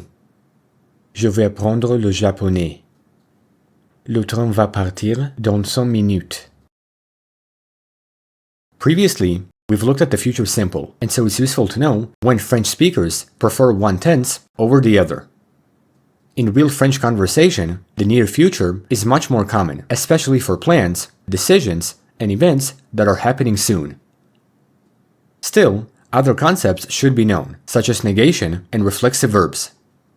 Negation works the same way as in the present tense, where you wrap ne pas around the conjugated verb aller. Il ne va pas venir. For reflexive verbs, we place the reflexive pronoun before aller. Je vais me lever tôt demain. When using negation and reflexive verbs, negation wraps around aller again. Je ne vais pas me coucher tard. In general, this is how the near future works in French. It's the easiest and most natural tense with almost no distinct irregularities. Because it's built from two parts, the only possible irregularity can come from aller, since it is irregular in the present tense, and the way the pattern behaves with pronouns and negation. Since the tense keeps the infinitive, irregular main verbs do not behave irregularly in the near future.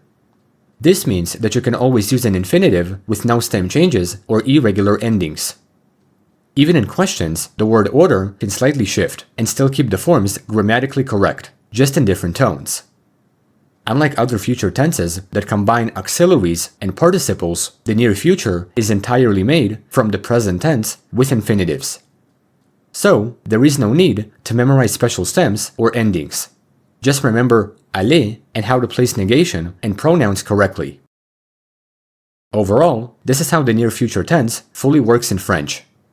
The conditional mood in French is used to express actions that would happen, could happen, or might happen, depending on a certain condition. It's called a conditional because the action depends on something else, and it's introduced by the word si, if. In English, we often use would, could, or should to express conditionals, while having multiple types. In French, however, there are fewer types, but the good thing about the mood is that it's a fusion of two concepts, specifically type 2. Conditional type 2 uses verb stems from the future simple tense and imperfect endings.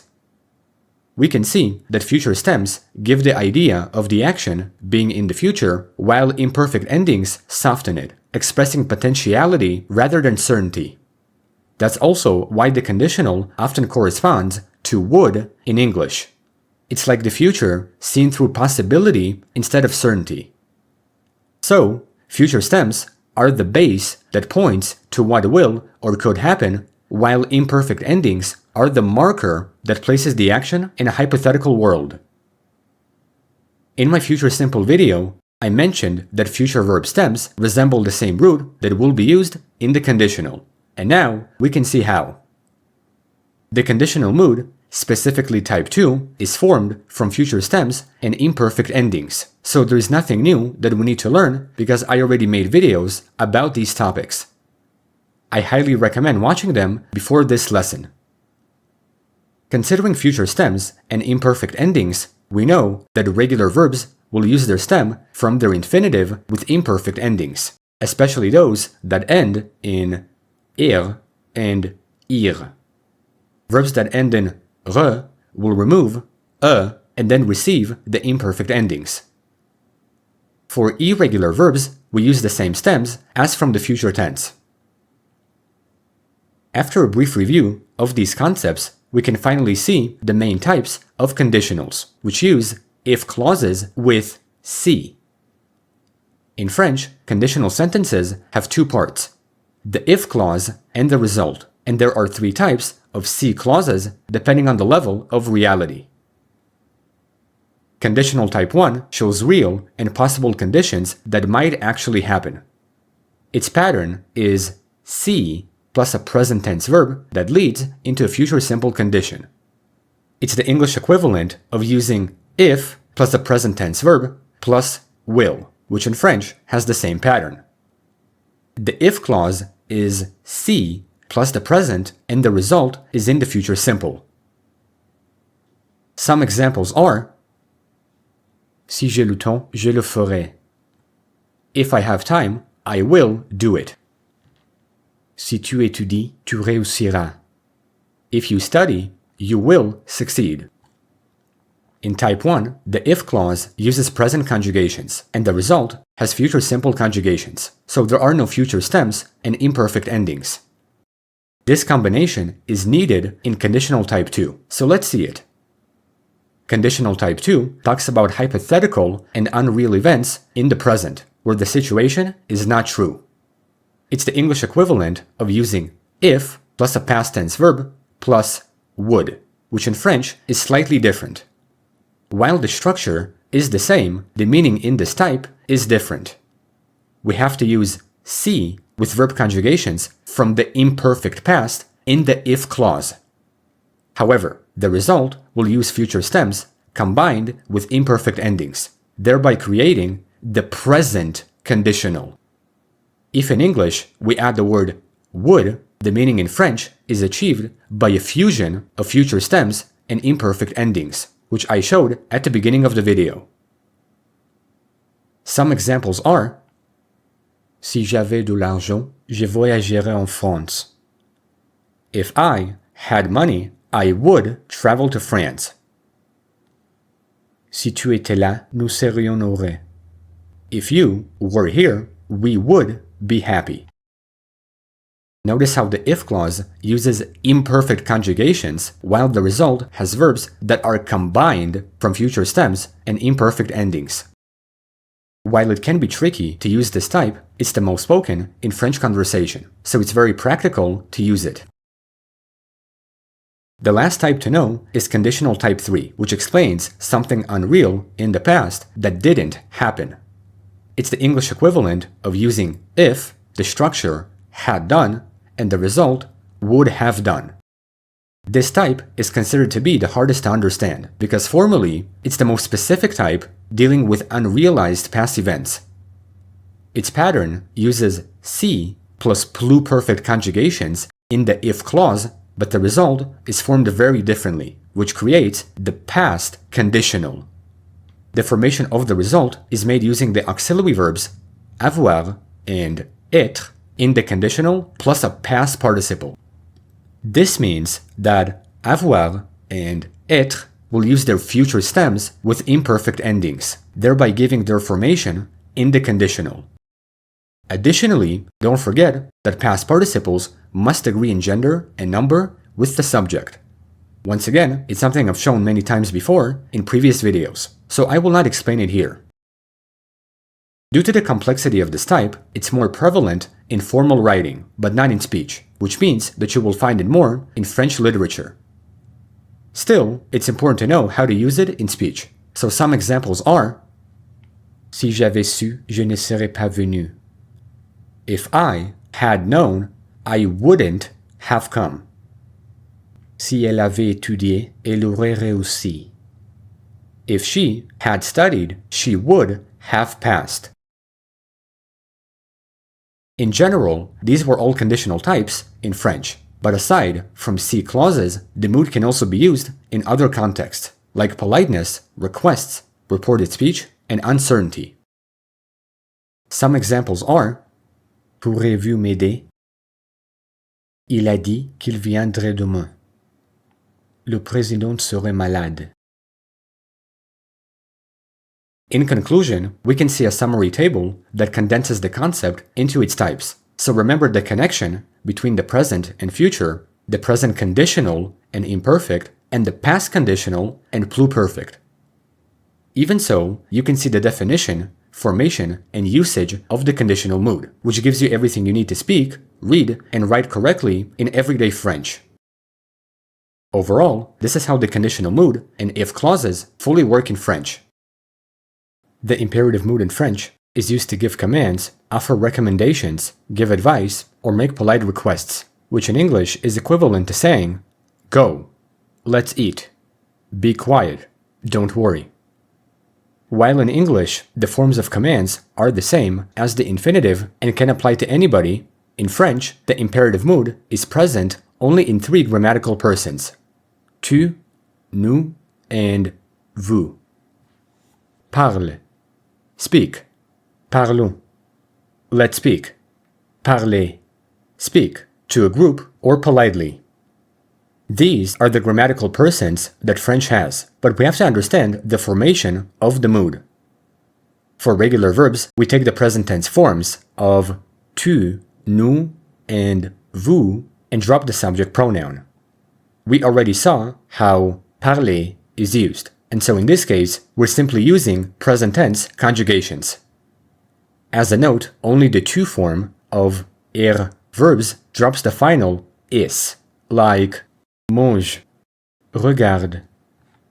Other verbs that end in ir and re will keep their s, like fini, attends. For irregular verbs, some forms just have to be remembered because there is no pattern that we can use for them. These verbs include être, avoir, savoir, vouloir, aller, and faire. While their forms may be irregular, it is somewhat possible to follow their endings in some pronouns. Some examples are: sois gentil, be nice, ayons confiance, let's have confidence, veuillez patienter, please wait, formal, polite. When it comes to using pronouns with the imperative, there are 2 ways to do so: positive commands and negative commands. When saying affirmative commands, pronouns will follow the verb with a hyphen, and it is a written grammatical rule in French. The order of such commands will use the imperative verb plus a pronoun. Some examples are: donne-le-moi, give it to me, dis-lui la vérité, tell him or tell her the truth, allez-y, go ahead. It is important to note that some pronouns can change in me or te, like me, moi, te, toi, except after i or on, where we drop a vowel and get elision. Examples of this kind are regarde-moi, vas-y, donne-moi. Now, let's see negative commands. Because French uses the structure ne, pas, this formation can be tricky. In the negative, pronouns go before the verb, like in normal sentences, where the order is ne plus a pronoun plus the verb plus pas. Some examples are: Ne me parle pas. Don't talk to me. Ne t'en fais pas. Don't worry. N'y va pas. Don't go there. Moreover, the nous and vous commands are the English equivalent of saying let's or giving a polite or plural command in formal instructions, recipes, or announcements, using the concepts from previously. Mangeons. Let's eat. Allons-y. Let's go. Parlez plus fort. Speak louder. Levez-vous. Stand up. As a special note, we always have to drop is in commands with two of ir verbs. However, when using I or on, we have to keep it for a smoother pronunciation and to avoid a vowel clash. This is purely phonetic, where the is makes the command easier to pronounce. At the same time, when using reflexive verbs, the pattern resembles the same order as with previous concepts, such as putting a reflexive pronoun after the verb with a hyphen or following the negative pattern. In the affirmative, the reflexive pronoun follows with a hyphen, with some pronouns changing form, and in the negative, it returns before the verb, staying as it is. Overall, this is how the imperative mood fully works in French. The subjunctive in French is a grammatical mood that uses verbs to express an attitude toward an action, such as things that are imagined, hoped, feared, desired, or judged. Linguistically, it doesn't tell us when something happens, but how the speaker feels about it. In these final French lessons, I will explain how all variations of the subjunctive work in French, but the method will be different. In my very first French video, I presented things to know before learning French, one of which was the subjunctive. I mentioned that the mood is more about uncertainty or possibility than reality, and here I will really emphasize this point because it's something many people know but don't fully comprehend. In addition, it will make all subjunctives easy to understand and use, starting with the present subjunctive. Before learning its formation, it's very important to grasp what the subjunctive is in French. The subjunctive is in a world of subjective reality, meaning events that may or may not happen in general, thereby creating uncertainty or possibility. If the indicative says, this is, factually, the subjunctive says, this may be or should be, when it can be open to any possibility. The psychology of the mood can appear in sentences where two people's realities are in tension. A subject in a main clause influences the verb in the subordinate clause, like in this sentence. Je veux que tu viennes. I want you to come, or I want that you come. The main clause expresses will or desire, so it's a subjective reality for the speaker. At the same time, the subordinate clause describes something not yet real, and thus it's the grammar of influence that expresses a subject's attempt to change reality, whether through will, emotion, influence, recommendation, doubt, disbelief, denial, opinions, preferences, advice, needs, desires, orders, or any other possibility that gives the idea of uncertainty. There's a very big reason why I listed these traits, because across many French courses, you will see acronyms that a lot of people would recommend using, like weirdo and pando. While such concepts can be handy, they simply condense the most common uses of the subjunctive, but they don't actually explain what the subjunctive is or what makes it. This is why I've chosen this approach of teaching the subjunctive first, because it's a mood that represents something more subtle. Conceptually, it's the mood of possibility and uncertainty, so it's a linguistic window into how the French perceive reality and irreality. The subjunctive expresses something that may or may not be real in general, and even so, we can collect all of these ideas, put them in many sentences, and see it more reasonably. All of these phrases have the idea of uncertainty because we don't know if they will happen, and that's why it's called the subjunctive. By saying or simply thinking about these sentences, they all express a possibility that may or may not happen. The fact that a possibility can happen in general is what activates the subjunctive, regardless of what it is. If I express any of these sentences, it doesn't actually mean that these things will happen, and therefore, it creates possibility. This is why learning the acronyms can hinder your comprehension of the mood, because yes, they do give a checklist of what makes it, but they don't give a specific idea. The specific idea is that all of these expressions, whether it's will or emotion or doubt or demand or order, are all uncertain, thereby opening a possibility. This is the true definition of the subjunctive, not just in French, but in any language. Think of it as a bridge between minds, where in French, it can be even more specific. A different technique that can be used to understand the subjunctive is through the word que. Que. French uses the subjunctive mainly after que, because it's activated when one clause depends on another's mental stance.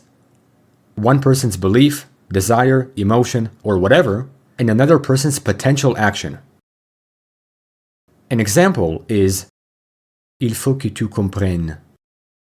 It's necessary that you understand. Here, the subjunctive reflects that the necessity is not inherent in the action itself. It comes from the speaker's evaluation. As a cultural and linguistic note, French speakers rely on the subjunctive more than English speakers, because French values nuance in expression. It allows the speaker to acknowledge subjectivity and to avoid declaring something as absolute truth when it's only a perception. The subjunctive signals thoughtfulness, where the speaker expresses a wish but not control over the outcome.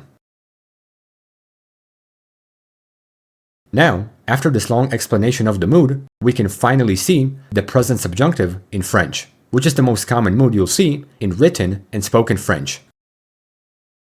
To conjugate verbs in this mood, we follow a basic pattern. Regular verbs make the subjunctive stem from the third-person plural form of the present indicative. By taking the conjugation, we remove the indicative ending and put subjunctive endings for the mood, but we make sure that the subject will always be in the essence of a possibility.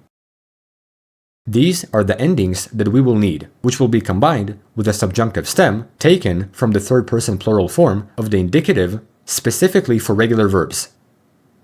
In context, they will be pronounced with the verb stem, so let's see some verbs from all types. Let's see the verb parler, to speak.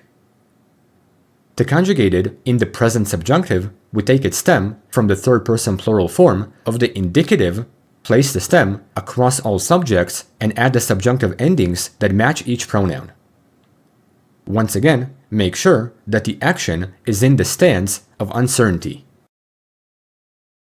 Que je parle, que tu parles, qu'il, il, on parle, que nous parlions, que vous parliez, qu'il, elle parle.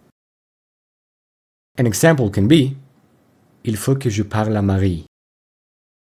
As a note, some conjugations can sound and look the same, even in the indicative, so to tell the difference, say them with the subject and que. The same thing goes for any other verb, like finir, to finish. To conjugate this verb, take its stem from the indicative, third-person plural, and add the subjunctive endings. Que je finisse, que tu finisses, qu'il, il, on finisse, que nous finissions, que vous finissiez, qu'il, il finisse. An example is Bien qu'il finisse tard, il est toujours poli. Notice that this example uses a conjunction with uncertainty. He's always polite, although he finishes late, when he can finish in any other way. Although he finishes this way, when it could be any other way, is what makes the sentence subjunctive. Now, let's see the verb attendre, to wait. To conjugate this verb, take its stem from the indicative and add the subjunctive endings. Que j'attonde, que tu attendes, qu'il, elle, on attende, que nous attendions, que vous attendiez, qu'il, elles attendent. An example is Je doute qu'elle attende encore. In general, this is the pattern for regular verbs in the present subjunctive, but we also have to see how irregular verbs get conjugated. Because French has so many, it's impossible to list them all. So here, we can see a chart that has the most common ones, but you can definitely find others. Irregular verbs in the present subjunctive will either change their stems or be completely irregular. In such a case, it's not necessary to show their individual conjugations because all we do is memorize their stems and add the corresponding endings to the subject we decide to use, as long as it shows uncertainty. So, we can simply remember the endings I showed before and add them to the stems of any of these verbs. Être, avoir, aller, faire, pouvoir, savoir, vouloir, prendre, venir, boire, devoir. Once again, these are the most common irregular verbs in the present subjunctive in French, but you can find more. Finally, we can have some examples with irregular verbs, and right here, you will really see how significant the idea of uncertainty is in this context. Je suis heureux qu'elle soit ici. I'm happy that she's here. Je ne pense pas qu'il ait raison. I don't think that he's right. Il faut que tu fasses attention. It's necessary that you be careful. Je veux que tu viennes demain. I want that you come tomorrow. Bien qu'il pleuve, nous sortons. Although it's raining, we're going out. The formation of some phrases in English may seem weird, but I rephrase them like that so that you can see the direct word order in French. What all of these sentences have in common is the idea of uncertainty, but they're expressed in different ways, whether it's emotion, doubt, necessity, desire, or even a conjunction. This is what truly makes the subjunctive in French, and it's even simplified in speech and is essential in writing and formal conversation. Also, it almost always appears after que, so it's a pattern to know along with irregular verbs. Overall, this is how the present subjunctive fully works in French, and in the final French videos, we'll see how all subjunctives are formed in the language. The past subjunctive in French expresses an action that is uncertain, desired, doubted, or emotional in the past. If the present subjunctive indicates that an action may happen, the past subjunctive tells us that an action may have happened already before something else. In my previous video, I provided a comprehensive explanation of what makes the mood as a whole, later illustrating the present subjunctive in French. I highly recommend watching the previous video before continuing with this lesson, as that video will help you understand all subjunctives in French. Therefore, it's not necessary to explain the mood in this video. We should already know what it is and what makes it, so we can immediately start with the formation of the past subjunctive. Because it is the past, its formation takes the pattern from the compound past, with the auxiliary verbs avoir or être in the present subjunctive instead of the indicative. So, the pattern is avoir or être in the present subjunctive plus the past participle of the main verb. Considering the use of auxiliary verbs and past participles, these two topics were shown and thoroughly explained in a past French video, so I recommend that you watch it too. In the previous video, I showed subjunctive endings, and such endings will sometimes be used with avoir or être. Because the two verbs have irregular forms, we have to remember them individually and use them in the present subjunctive with a past participle. This way, we create a structure of the past subjunctive. Also, don't forget that être is used with verbs of movement, change of state, and reflexive verbs, and that past participles must agree in gender and number with the subject. These are the conjugations that we will need to form the past subjunctive, which will begin with the idea of uncertainty. Que j'ai, que tu aies, qu'il, il, on est, que nous ayons, que vous ayez, qu'il, elles aient. Que je sois, que tu sois, qu'il, il, on soit, que nous soyons, que vous soyez, qu'il, il soit. Some conjugations may sound the same, so say them with the subjects to tell the difference. This is how the past subjunctive is formed, and we can use it in the following examples.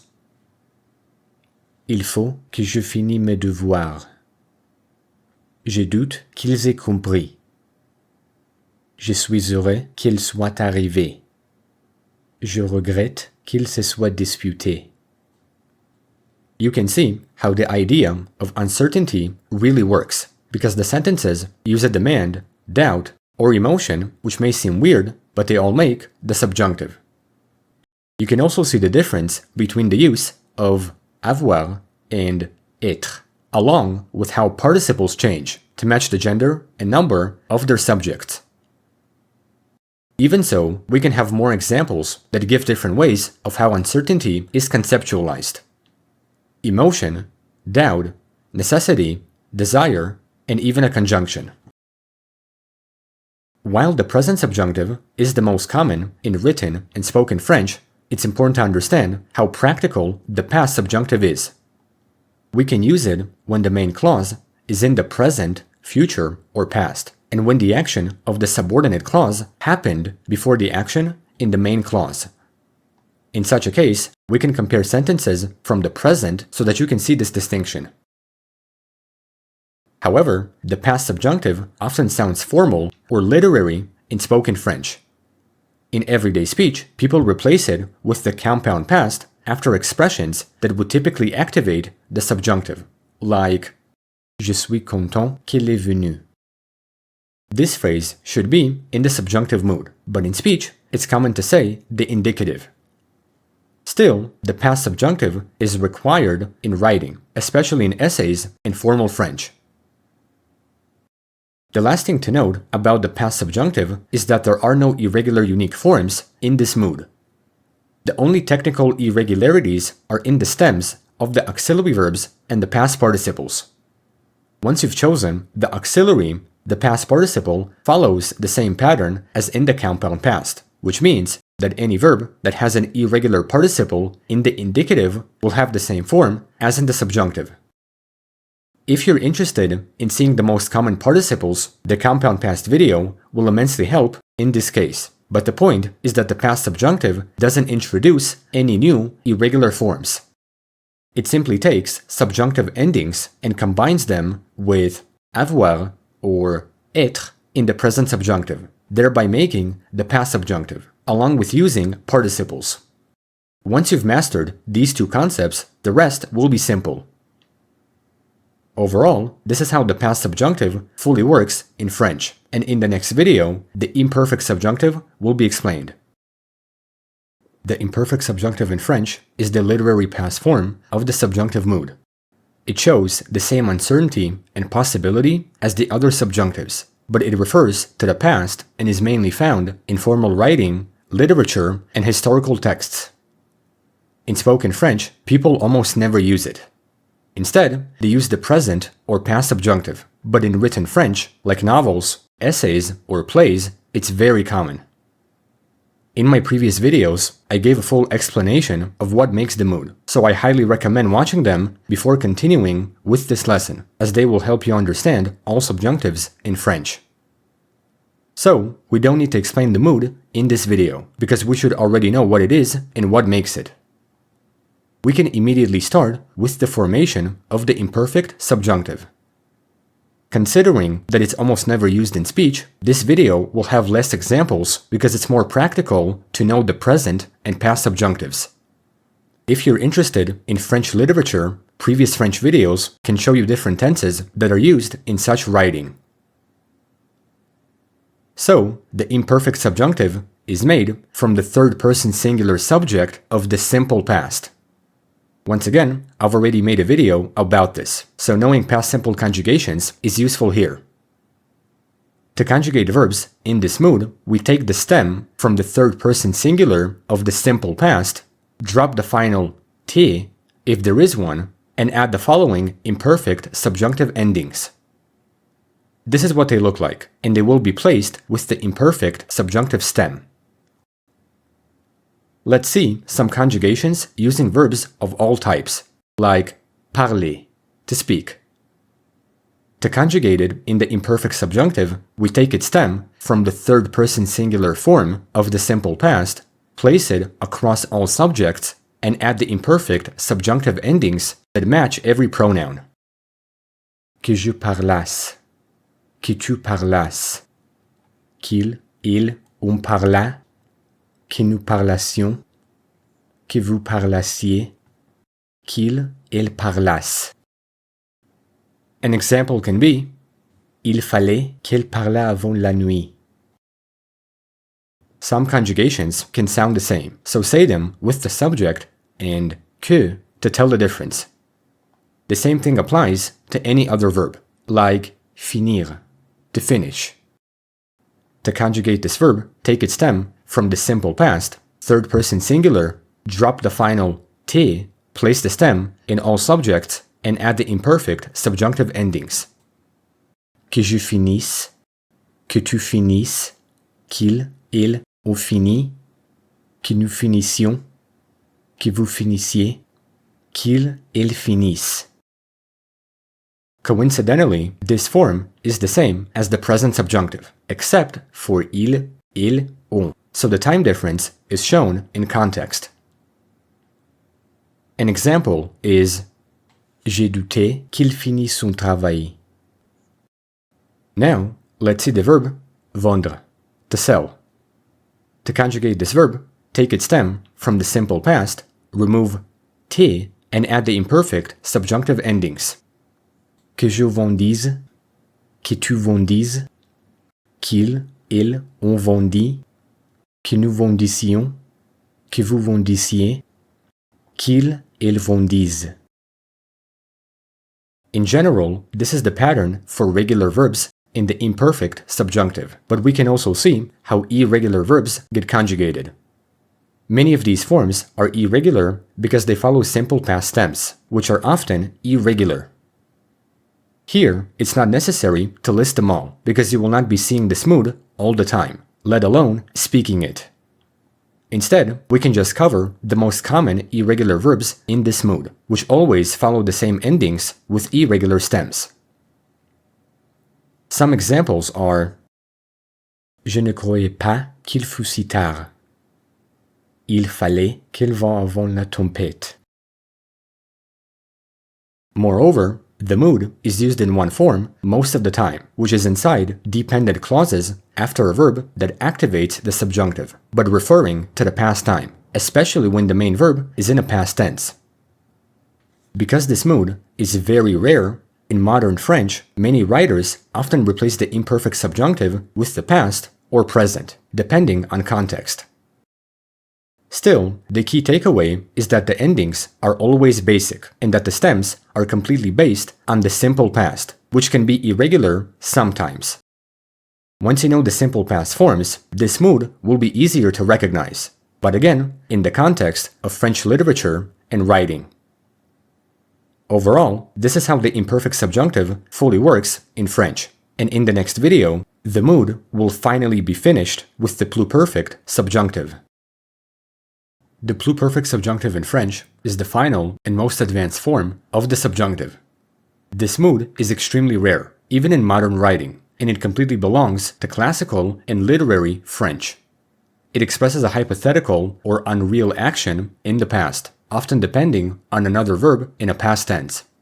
It's basically the past of the past within the subjunctive mood, and it corresponds to English expressions like that he had done, that she had gone, if he had been, etc., but in a hypothetical and literary tone. Just like the previous video, this video will have far less sentences because it's more practical to know the present and past subjunctives. Because it's never used in modern speech, advanced writers rarely use it even in modern literature, but you can still find it in classical writing. In modern French, it's often replaced by the past subjunctive or the pluperfect indicative, depending on the style. Again, in the context of literature. So, let's see the final conjugation form in French, which in the pluperfect subjunctive is compound. It's formed exactly like the past subjunctive, using the auxiliary verbs avoir or être with past participles. However, they must be conjugated in the imperfect subjunctive, which I already showed in the previous video. Because the auxiliary verbs have irregular stems with imperfect subjunctive endings, we have to remember them individually and use them in their form of the imperfect subjunctive with a past participle. This way, we create the pluperfect subjunctive.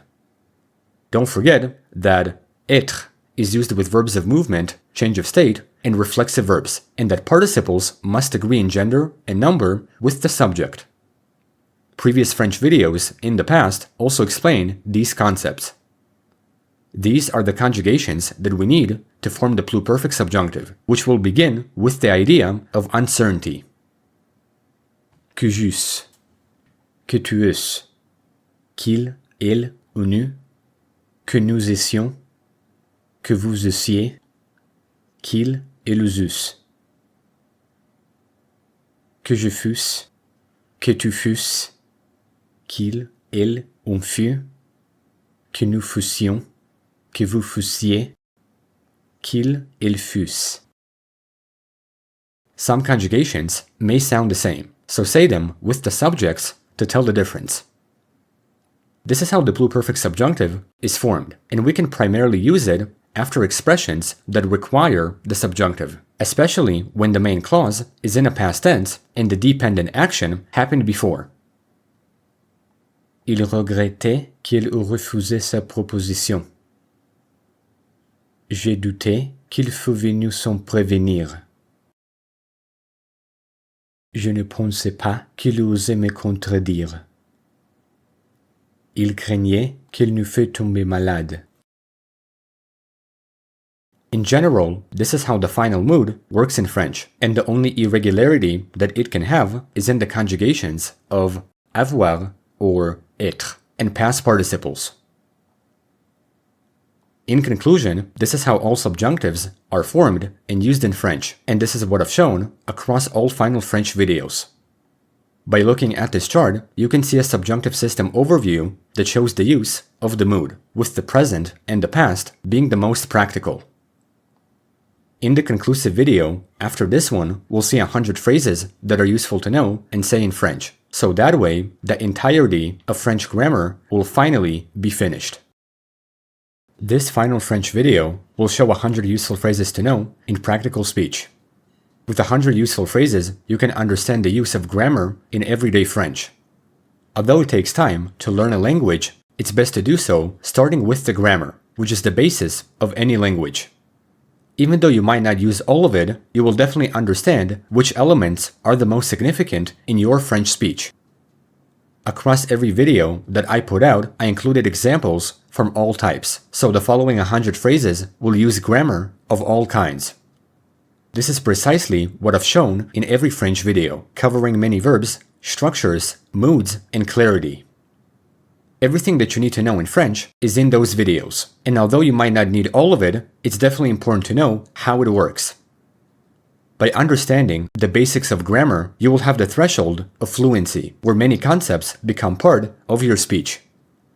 For the final time, congratulations on completing the French language and understanding its basis, along with how to use it. These 100 phrases will immensely help in speaking French practically, so let's see them. Let's begin with basic everyday expressions. Bonjour. Salut. Comment ça va? Ça va bien, merci. Et toi? Pas mal. À bientôt. Bonne journée. Bonsoir. À demain. Now, let's see polite expressions. S'il vous plaît. S'il te plaît. Merci beaucoup. De rien. Excusez-moi. Je vous en prie. Pardon. Je suis désolé. Ce n'est pas grave. Avec plaisir. Enchanté. Now, we have phrases that are useful in daily life and conversation. Comment s'est passée ta journée? J'ai faim. J'ai soif. J'ai sommeil. Je suis fatigué. Je ne sais pas. Pas de problème. Qu'est-ce que tu fais? Je comprends. Je ne comprends pas. Now, we have sentences that are used with time and plans. Quelle heure est-il? Il est tard. Il est tôt. Aujourd'hui. Demain. Hier. Tout à l'heure. Ce week-end. Je suis en retard. J'ai rendez-vous. Now, we have expressions that relate to travel and directions. Où est la gare? C'est loin d'ici. Tournez à gauche. À droite. Continuez tout droit. Je suis perdu. Combien ça coûte? Je cherche un hôtel. Où sont les toilettes? Je voudrais réserver une chambre. C'est près d'ici? Now, we have phrases that are used with food and restaurants. J'ai faim. Je voudrais un café. S'il vous plaît. L'addition, s'il vous plaît. C'était délicieux. Qu'est-ce que vous recommandez? Je suis végétarien. Sans sucre, s'il vous plaît. Encore un peu, merci. C'est trop cher. J'adore la cuisine française. Now, we have phrases for work or school. Je suis étudiant. J'ai beaucoup de travail. Je suis en retard à mon cours. C'est difficile, mais intéressant. Je fais de mon mieux. On commence à quelle heure? J'ai besoin d'aide. C'est une bonne idée. Je suis prêt. Allons-y. Now, we have feelings and opinions. J'aime ça. Je n'aime pas ça. C'est génial. C'est dommage. Je pense que oui. Je crois que non. Ça m'énerve. Je suis content. J'ai peur. Je suis surpris. Now, we have expressions that describe the weather and nature. Il fait beau aujourd'hui. Il pleut. Il fait chaud. Il fait froid. Il neige. Quel temps fait-il? J'adore le soleil. Il y a du vent.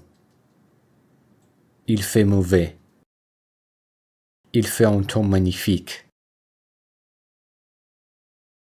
Finally, let's finish with sentences that have connection, life, and emotion. Tu me manques.